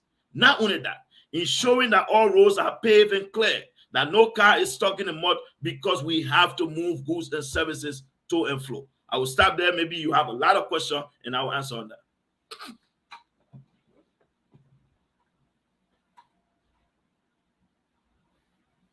Sorry, I was muted there. My goal here is to allow you to flow. I want Liberians to give the Unity Party a listening ear. I just listened to you, George. You spoke about tourism. The Unity Party that is preaching tourism through you today, I can say they absolutely nothing on tourism for 12 years. We heard about a Johnson guy who came, and I think it was a Kennedy that was given to him. If anything, Bob Johnson. If anything, the Unity Party did about tourism, that's one of those. And then I can talk about those little hotels that will be around RRA. 12 years. That's the tourism. So when we are talking about tourism, Unity Party does not have any history for us to trust Unity Party. That's one. Rose. Let me just respond to that first. No, hold on. I want to give you time to flow. No, I don't want us to be, let's do it step by step so people understand. Thank you. Let's do it step by step. No, that would take more time. You talk about tourism, let's clarify that. Because that would take more time. That would take more time. On sanitation, and I can remind you if you forget any of those. On sanitation, the Unity Party solution to sanitation, cleaning our environment, specifically the city of Monrovia, your policy, your plan was Maryborough, who are just holding a stake and whipping people and breaking market stuff. That was the Unity Party's plan for sanitation, specifically in Monrovia. And Unity Party want to tell us they're coming with a plan on sanitation. The issue of roads. You criticize Samuel Doe, rightfully so, right? But Samuel Doe have less than 12 years. The Unity Party had 12 years. You spoke about a lady who was trying to bring her plantain and she got stuck. You talk about, if I'm going to Mount Grand Crew, I can spend a week on the road. You are right. But guess what? We had a Unity Party for 12 years. Mr. Boakai was in the room. We didn't get the roads to be built. The Ganta to Grand Jida Road you're talking about, that road is killing us because that's one of the routes we use to get to the southeast. You have 12 years. You did not do that. And finally, on fiscal and monetary policy, what was the Unity Party strategy? Ellen Johnson Sirleaf had her sons in the financial sector of Liberia. That was one of your strategies. So don't lecture us about all these things, but I'll give you the chance to respond. Thank you very much, Mr. Sieh. I think it's good that we're having this conversation today. Mm-hmm. And I think I wanted Liberians to hear me very good today. Mm-hmm. It's good that you raise these concerns. So I will go in the order you spoke. Mm-hmm. You spoke in terms of tourism. And you said the Unity Party can lecture us about tourism. Mr. Sieh, one thing we need to do, especially those of us in the media, any Liberian, let's leave anybody. The reason why it's easier now for people to make statements and say anything against the UP government. None of you people have been able to say what the Unity Party inherited first and foremost. I think that is one of the greatest mistakes that many Liberians have been misled by. Because if you understand what the UP inherited and what it takes to really attract what the UP attracted, let me finish. You spoke, sir. This guy, a politician. You spoke. Go ahead. I don't think we'll be here having these conversations. The Unity Party is the only government since independence that came to power, inherited a country that was referred to as a failed state. Literally, Liberia, if I was to use the biblical connotation, I would refer to it as the story of Jesus coming to wake his friend Lazarus up from his dead. Liberia was a dead country, Mr. Sieh. So when we speak in terms of the Unity Party, that is one of the most dishonest things we do to the Unity Party. The UP came to power. We made no road construction ongoing. Nothing. We didn't need 1 cent secure for any project. I think it's important that we educate our people when we make these statements. Do you understand the condition under which you attract tourism to a country. Mr. Sieh, we inherited Liberia. Liberia only hydro dam had not worked for over 30 years, Mr. Sieh. We inherited Liberia with 0 megawatts of power. How you expect that tourists to come to Liberia? We will use lantern for them? We have to be honest here with the people. Mr. Sieh, we inherited an airport that was in total disarray. Since America used that airport in World War II, I don't know when was the last time the runway will ever resurface. So when we're making these statements, let's teach the people the facts. Let's be honest to our people. The United Party is the only party to come to power. We did not borrow money.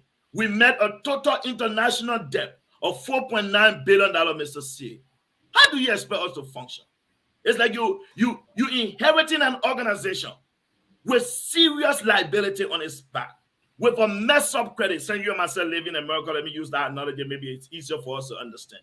The UP inherited Liberia with a mess up credit, just for the record. So, Mr. Sieh, with the largest infrastructure deficit, we can say what we want to say. When Samuel Doe inherited Liberia, Liberia was a functioning, prosperous nation. They used to face car seat in Liberia that was exported abroad. They used to export shrimp from Liberia. Those are the conditions under which Doe inherited Liberia. Can you name me how many roads Doe paved? For 10 years, the United States government, I just gave you the data. President Doe increased Liberia's debt by more than $1.5 billion. Can you show me development for $1 billion in Liberia on a Doe? Nothing. So let me say this, Mr. Sieh. Yes, it is true. We did not get the tourism sector up and running. And the reason why now we want to revisit it, Mr. Sieh, you think we attracted the Farmington Hotel for people to take pictures? You think we gave up Canada for people for nothing? You think we gave those? We believe that we were making the necessary investments. That's why we invested in a hydro. That is why we begin to engage with other government, securing programs and projects to ensure that we can build the infrastructure needed so that when tourists came to Liberia, they will be satisfied. That is why we went to the Bank of China and secured a $60 million loan, resurfaced the runway at RIA, built a new terminal. Mr. Sieh, on the issue of tourism, I agree with you. We were not there, but people saw signs. You saw new hotels being constructed. It's because the government was offering people assurance that you can go to Liberia, you can invest in Liberia, that our policy were yielding fruitful results. So in terms of another thing we created, Mr. Sieh, was stability. We put in place financial regulations. We reformed our government. During the Unity Party time, did you ever hear NGOs, donors complaining that their money was stolen?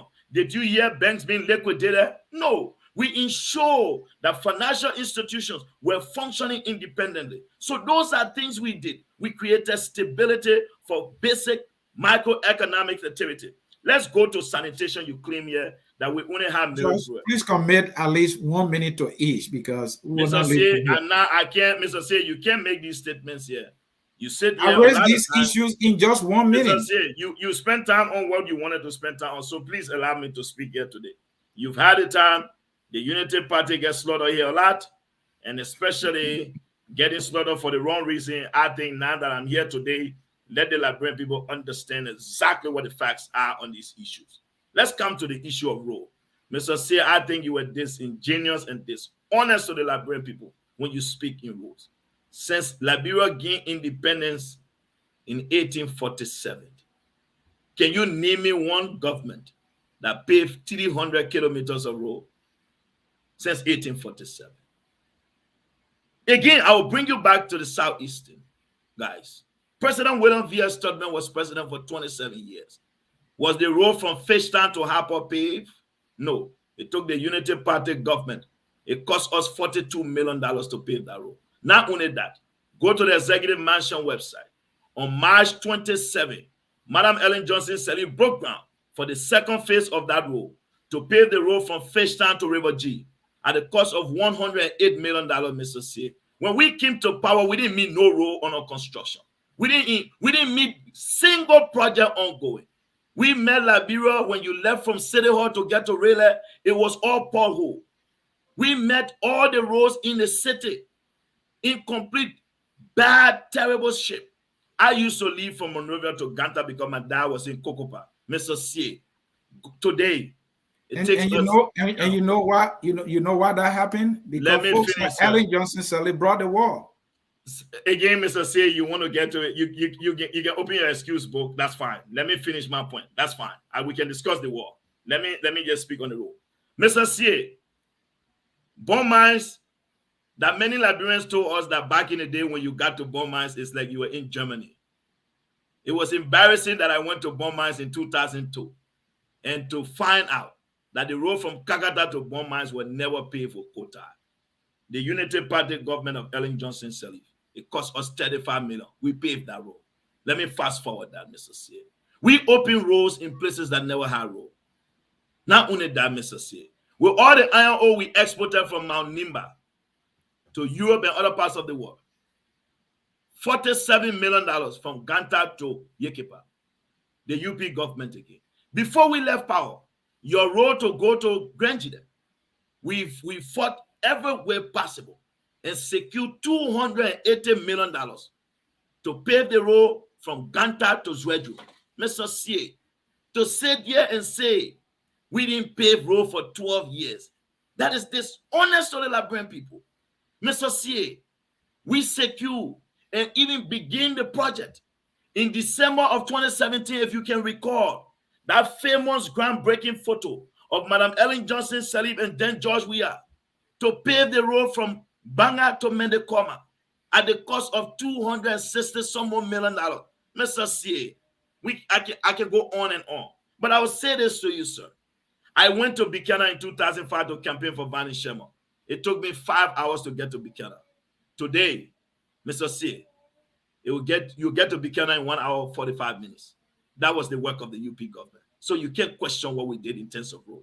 That one by any Liberian who's normal. This is two things I would say to you, Mr. Sieh. You want to talk about fiscal discipline and this and that. Mr. Sieh, let me be very clear with you. My fellow Liberians, every government around the world, there will be good and bad actors. Did I support Madam Ellen Johnson Sirleaf having her children in government? No. Have I said the UP government there was no corruption that ever took place? No, I would never do that. There was financial mismanagement in some areas in the government, which I disagree with. I have criticized that income inequality. We did a lot to improve people's income, but I strongly believe we could have done more, Mr. Sieh. So on the issue of Noka, for example, I had a serious problem with that. Not only Noka, the executive mansion renovation, that we will hire a company, will give you money, and then you will kind of create more problem for us. I think we should have ensured that that Chinese company was held accountable. Again, for me, I see that as wasteful spending. I have a problem with that. That was under my UP government. So, Mr. Sieh, but the facts are glaring. The facts are just too clear, Mr. Sieh. No country, given where we came from, recovers, create the condition to attract 16.5 billion in foreign direct investment if people don't believe in the fiscal and monetary policy that you were implementing. And Mr. Sieh, just so you know this, the MCC that we qualified for in 2015, the fight against corruption is on the scorecard. Good governance and accountability is on the scorecard. We met those requirements to have qualified for that. I'll stop there. Josh, thank you. And on the fight on corruption, Ellen Johnson Sirleaf could not be so eloquent when she said she did lose that war when it came to the fight on corruption. And we have to make progress there, or I can give you a chance to comment on the sanitation, because I said that Mary Bro was the Unity Party solution when it came to sanitation. Let me say this, man, Mr. Sieh, on sanitation, man. I know to be honest with you, what I have suggested in the past, and it's very simple. One of the problems when we speak in terms of sanitation, Mr. Sieh, the amount of garbage you see in Monrovia, it's not like that when you go to like Kakata, Ganta there. And I think one thing that is happening is that urbanization have not yet taken place. Monrovia, a city originally built for 700,000 inhabitants, today hosting 1.5 million people. We understand that these things. But what Mary Bread did was to enforce, Mary Bread was just a different type of implementer. But I would say this to you, Mr. Sieh. Apparently, because she's from the Southeast too. That's why she was using now the Southeast is not good when you force it. But it's unfortunate that Samuel Twain just can't do that. But so, Mr. Sieh, to be honest with you, right? I think the government needs a national strategy. One thing we need to do is, Mr. Sieh, there's too many makeshift structure in Monrovia. And I think that's a problem. We need the government to really get involved because there are people, there are homes being constructed in the city, Mr. Sieh. How can you build a house without a bathroom? Obviously, where you'll be using. So these things, these conditions need to be addressed.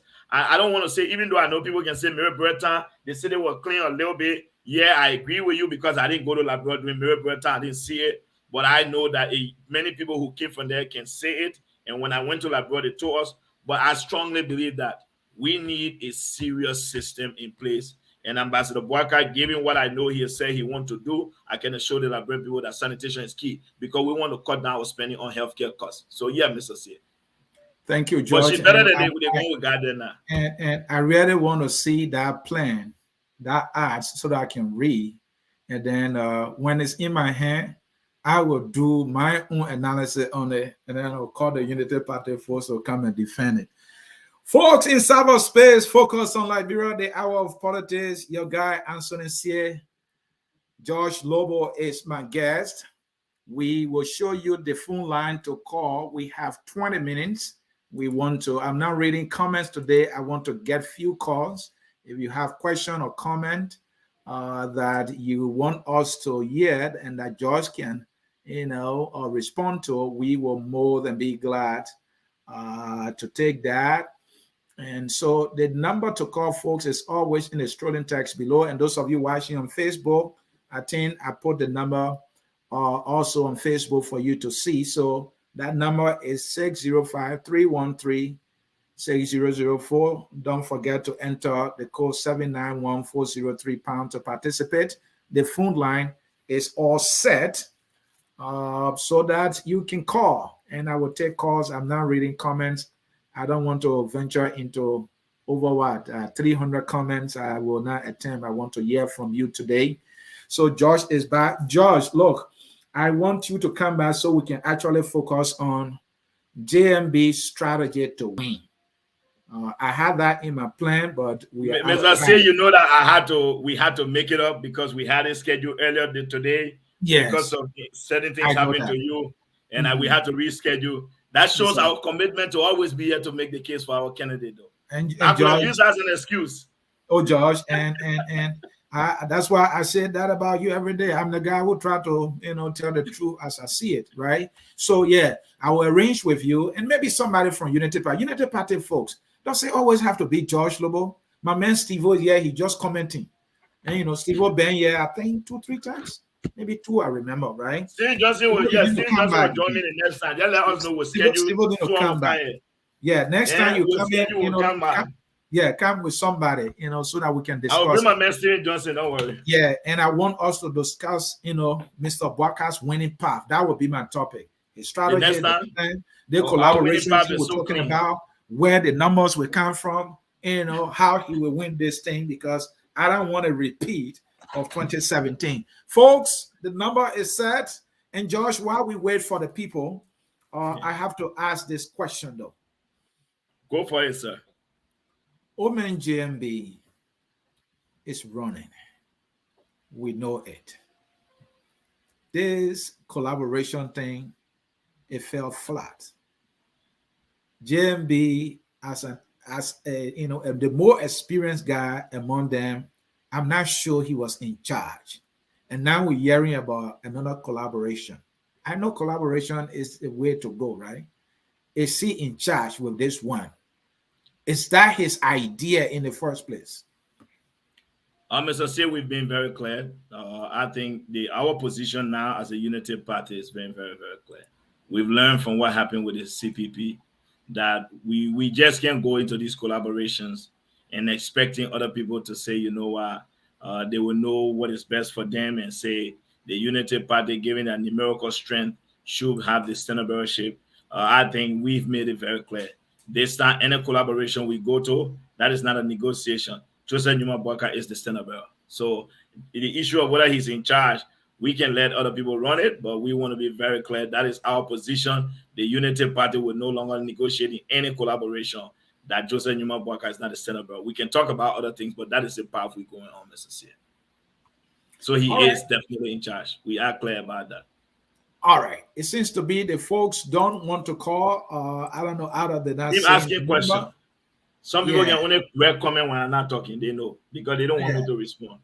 Yeah. So let me display the number on the screen. I want them to call. I've been busy today. I don't have much energy left. I don't want to read comments. So folks, is the number 605-313-6004. Enter the code. My man Stevie said you were inviting the next time though. Oh yeah, Steve, my man, I will invite you. You know, I would like to hear from you. You're a smart guy. But what happened? Have you told the audience what happened to the Manapakia debate? My man, we couldn't get Mr. Dume. We'll get back to him. Apparently, he got busy. I'm not sure, but that is all I can say for now. I told Manapakia, I said you must be brave. I don't think Manipaka is afraid of debate. I've listened to him. I think the brother, he got good ideas. He's a talker. So I don't think so. Folks, here is the number 605. There's a difference between being a talker and coming to a debate. At a debate, you put for an argument to support your position, especially with this political debate where Manipaka will have to be selling Mr. Cummings. I don't think Manipaka have enough in his arsenal. Look, I told you before, Ansony said. You tell, look, if you want ANC people to be quiet, tell them, say, sell Mr. Cummings to me. I don't want to hear anything about Coca-Cola related. They will never tell you anything again. All right, Josh, we have a caller. I believe that caller is my man, Keseli Double, who follows Focus on Liberia religiously and from the Unity Party. Mr. Double, a long time, brother. How you been? Yeah, that's bad, Ansony. I'm here. I'm always following. I'm always on the show. It's just that I don't fall all the time. Sometimes I want to see. So what's your take? You've been following the discussion. Let me say good evening and thanks to President George Lobbo, who has defended the party very well, performed well. I mean, we all know DND is the man for now. So, and there is one main reason why some of us actually support him. Like I've always said, I'm going to say it.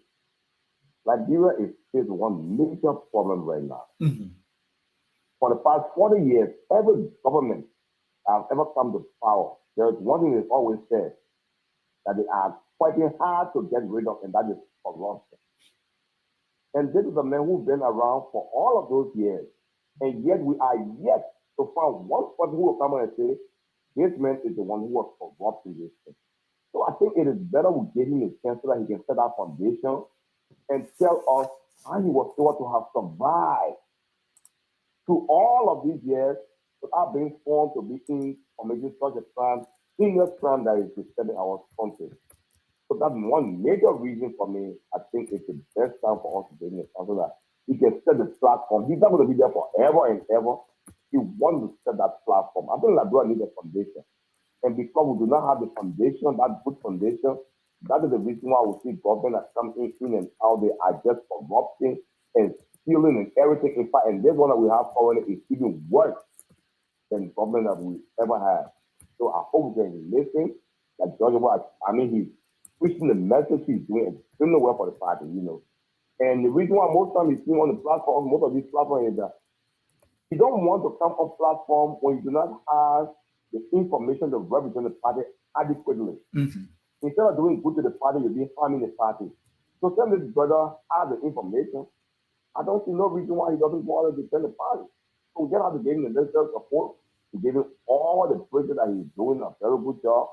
And let's continue to work with the Unity Party. And like I say, the Unity Party will be all Liberia. I'm calling for the street. Under the guidance of JND. And the Unity Party, I must say, you guys are not being there for George Lobbo. This brother is not being supported. This man, like you said, and I agree, is marketing. If all the other, politicians have somebody like George Lobbo, a few others like George Lobbo, I will be glad, because for me, my interest is I want to see competition, because when there is a solid competition, chances are that we are guaranteed the best result. That's what I think. And it also helps, to grow our democracy, to make it competitive. It motivates others, to come to the political space. This politics will grow.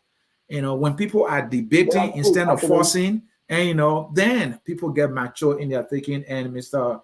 Double, thank you for always following us here. I have another caller here that I have to take quickly.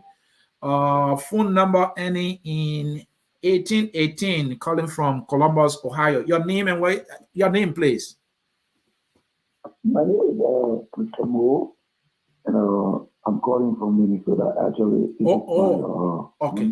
Ohio. Mr. Moore, I'm doing fine. What is your full name?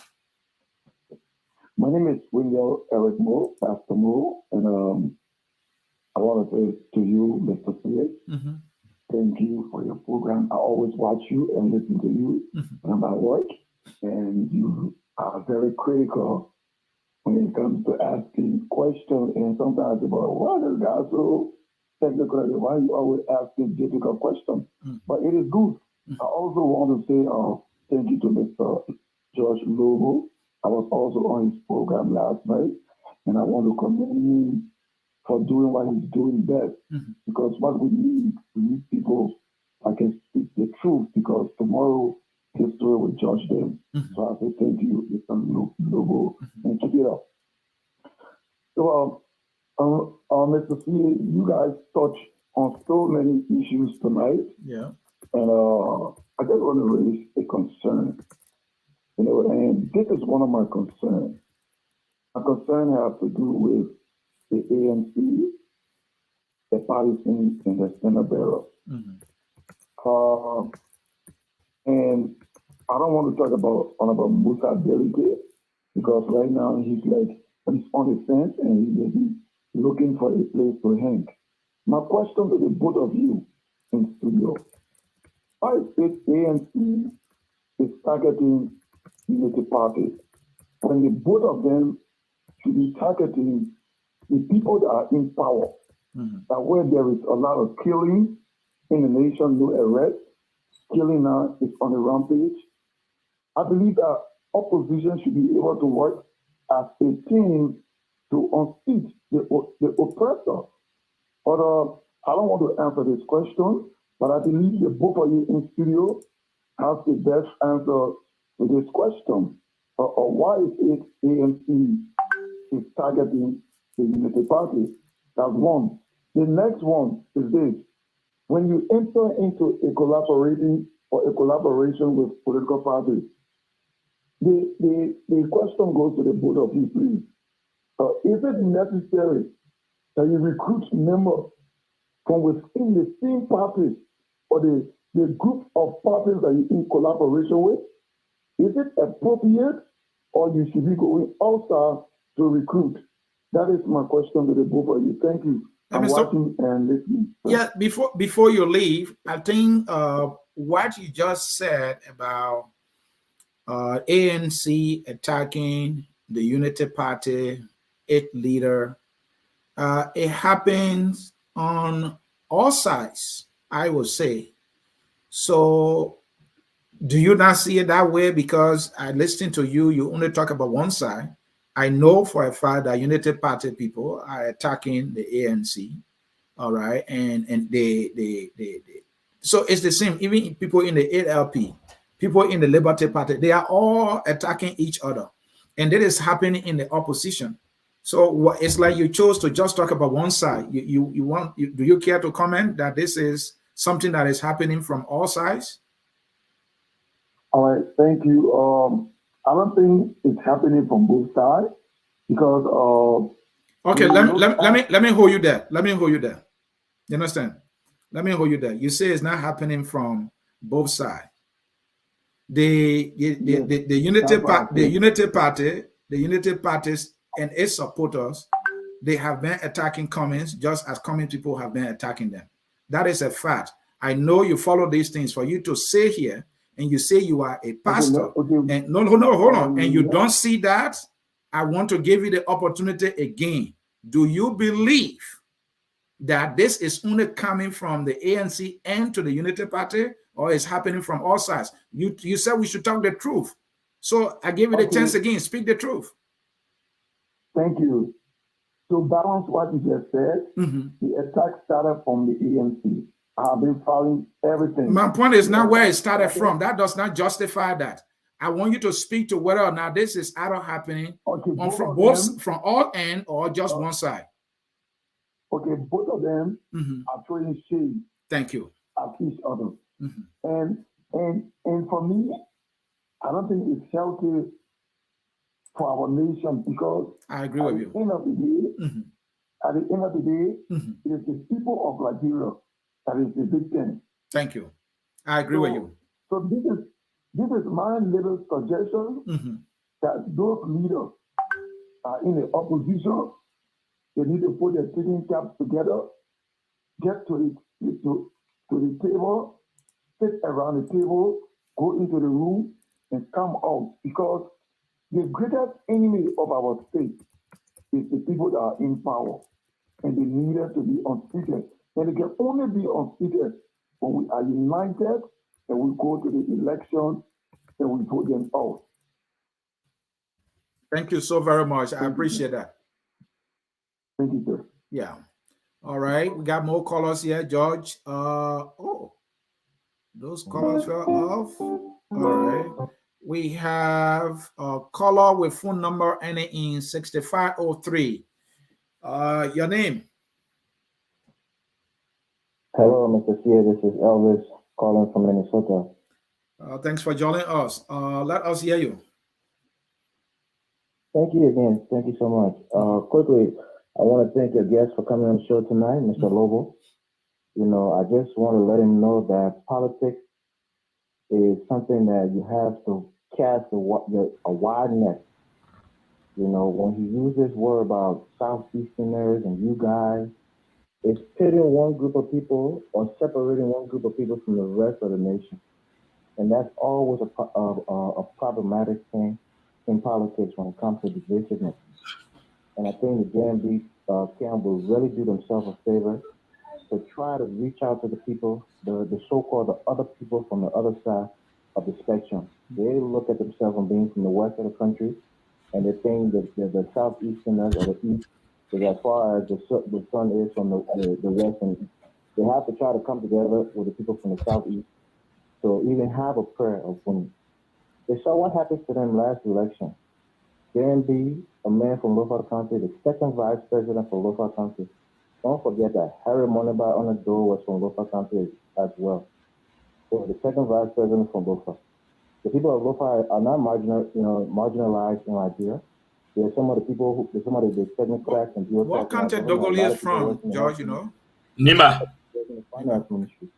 So Yeah, most of them from Nyuma. From Lobbo, from Nyuma, from all over Liberia. So using those statements is derogatory, and Mr. George Lobbo. Get to the real point. Mr. Boakai, I think simply the gentleman, I hate to say it, but he's just too old. His age is a big no for some of us. You know, I would like to see somebody from Lofa or somebody from Nyuma become president. It's true. The Southeast have had a lot of chances to lead the country, and most of the cases they haven't done so well. That's true. But to put that rhetoric out there that is because simply they're Southeasterners, so therefore they're inherently corrupt, it's a wrong premise to make. Thank you again for taking my call, Mr. Sieh. I appreciate it. Thank you so very much. All right.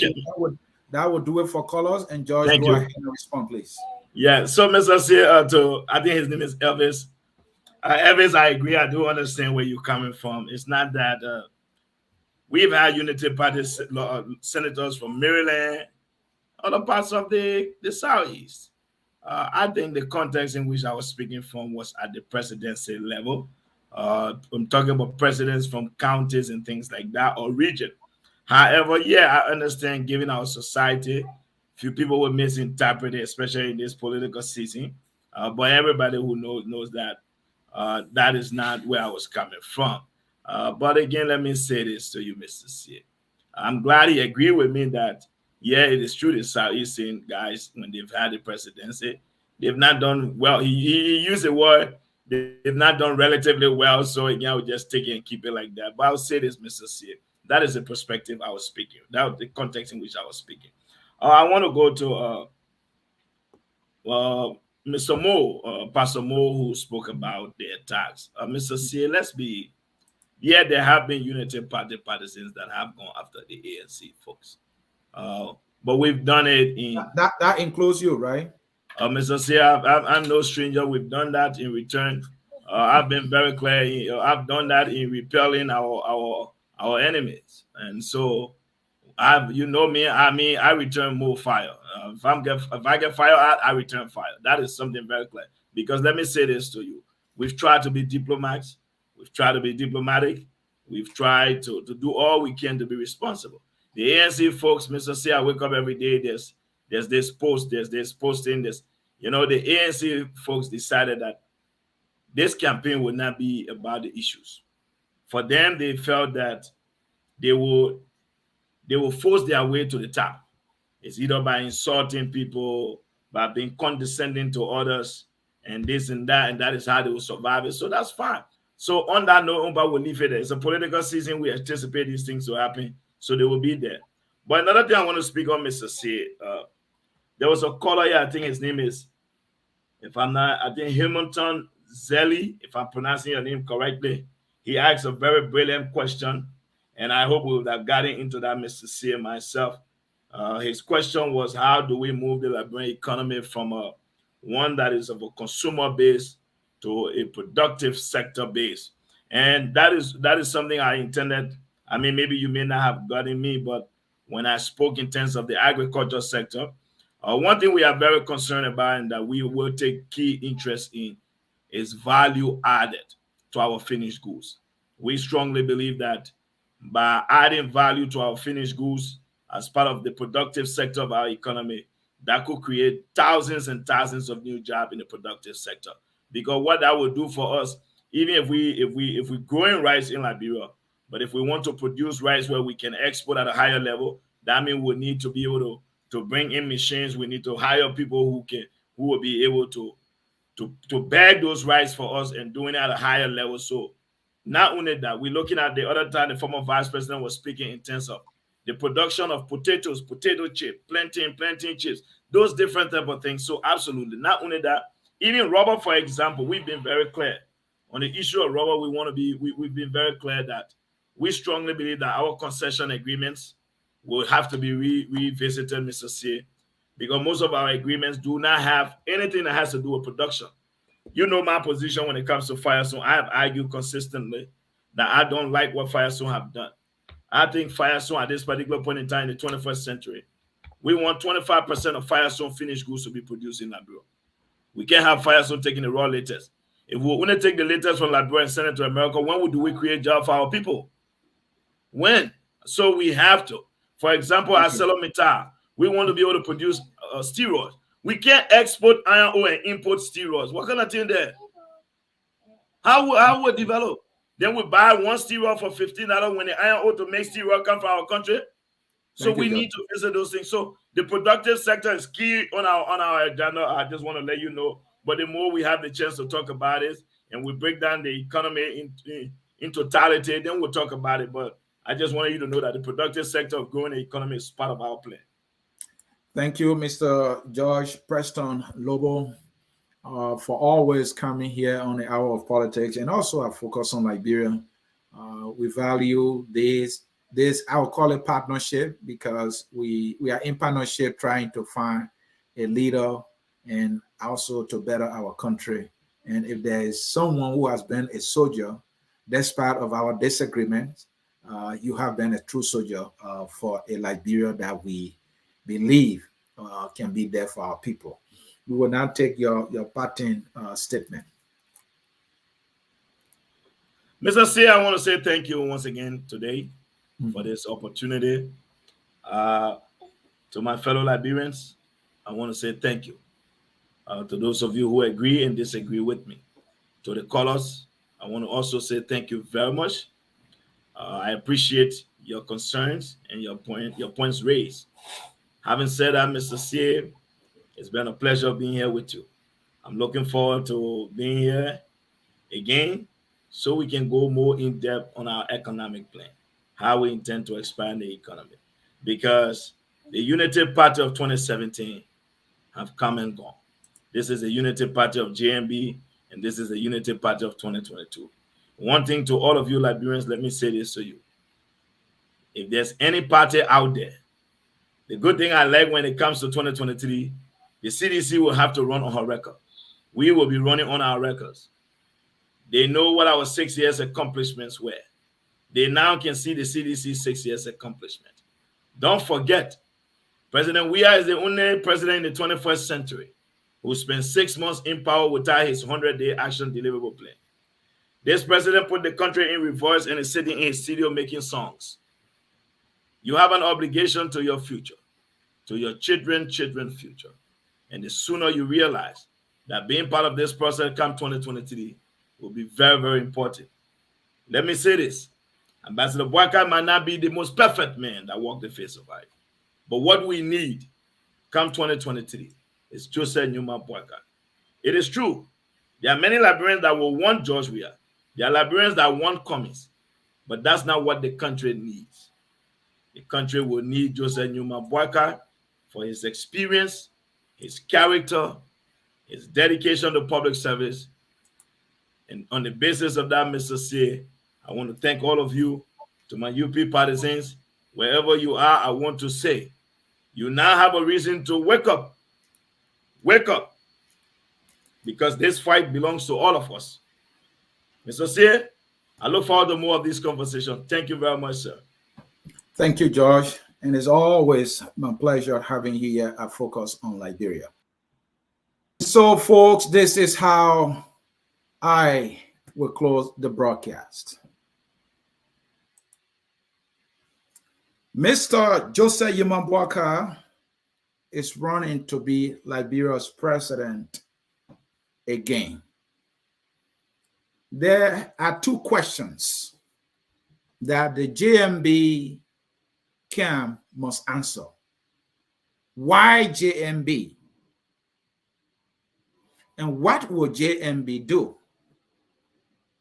These are the two questions they need to answer. And so in my closing, may I preach a 1-minute sermon. Why will Liberians be voting for JMB? Those Liberians that will be voting for him, why will they be voting for him? It says because we are told he's an elderly statesman, and that is enough to call it. It says because he was a former vice president, and that is enough to call it. It said because he's been in government for so long. Is that why Liberians should vote for him? Or is it because he has the proven track record when it comes to leadership? Is it because he has this record of delivering results in all other areas he has worked in the past? Is that why Liberians should vote for JMB? And then the next question is, what will Joseph Nyuma Boakai do? What will Joseph Nyuma Boakai do that he did not do when he has had the opportunity to be vice president? When he was the immediate lieutenant to Ellen Johnson Sirleaf, when they had the 12 years, what will he do now that he could not do, along with Ellen Johnson Sirleaf, when they were in charge of the nation, when they had 12 years, when they had $16 billion foreign investment? Not that all that was physical cash, but that is why they attracted.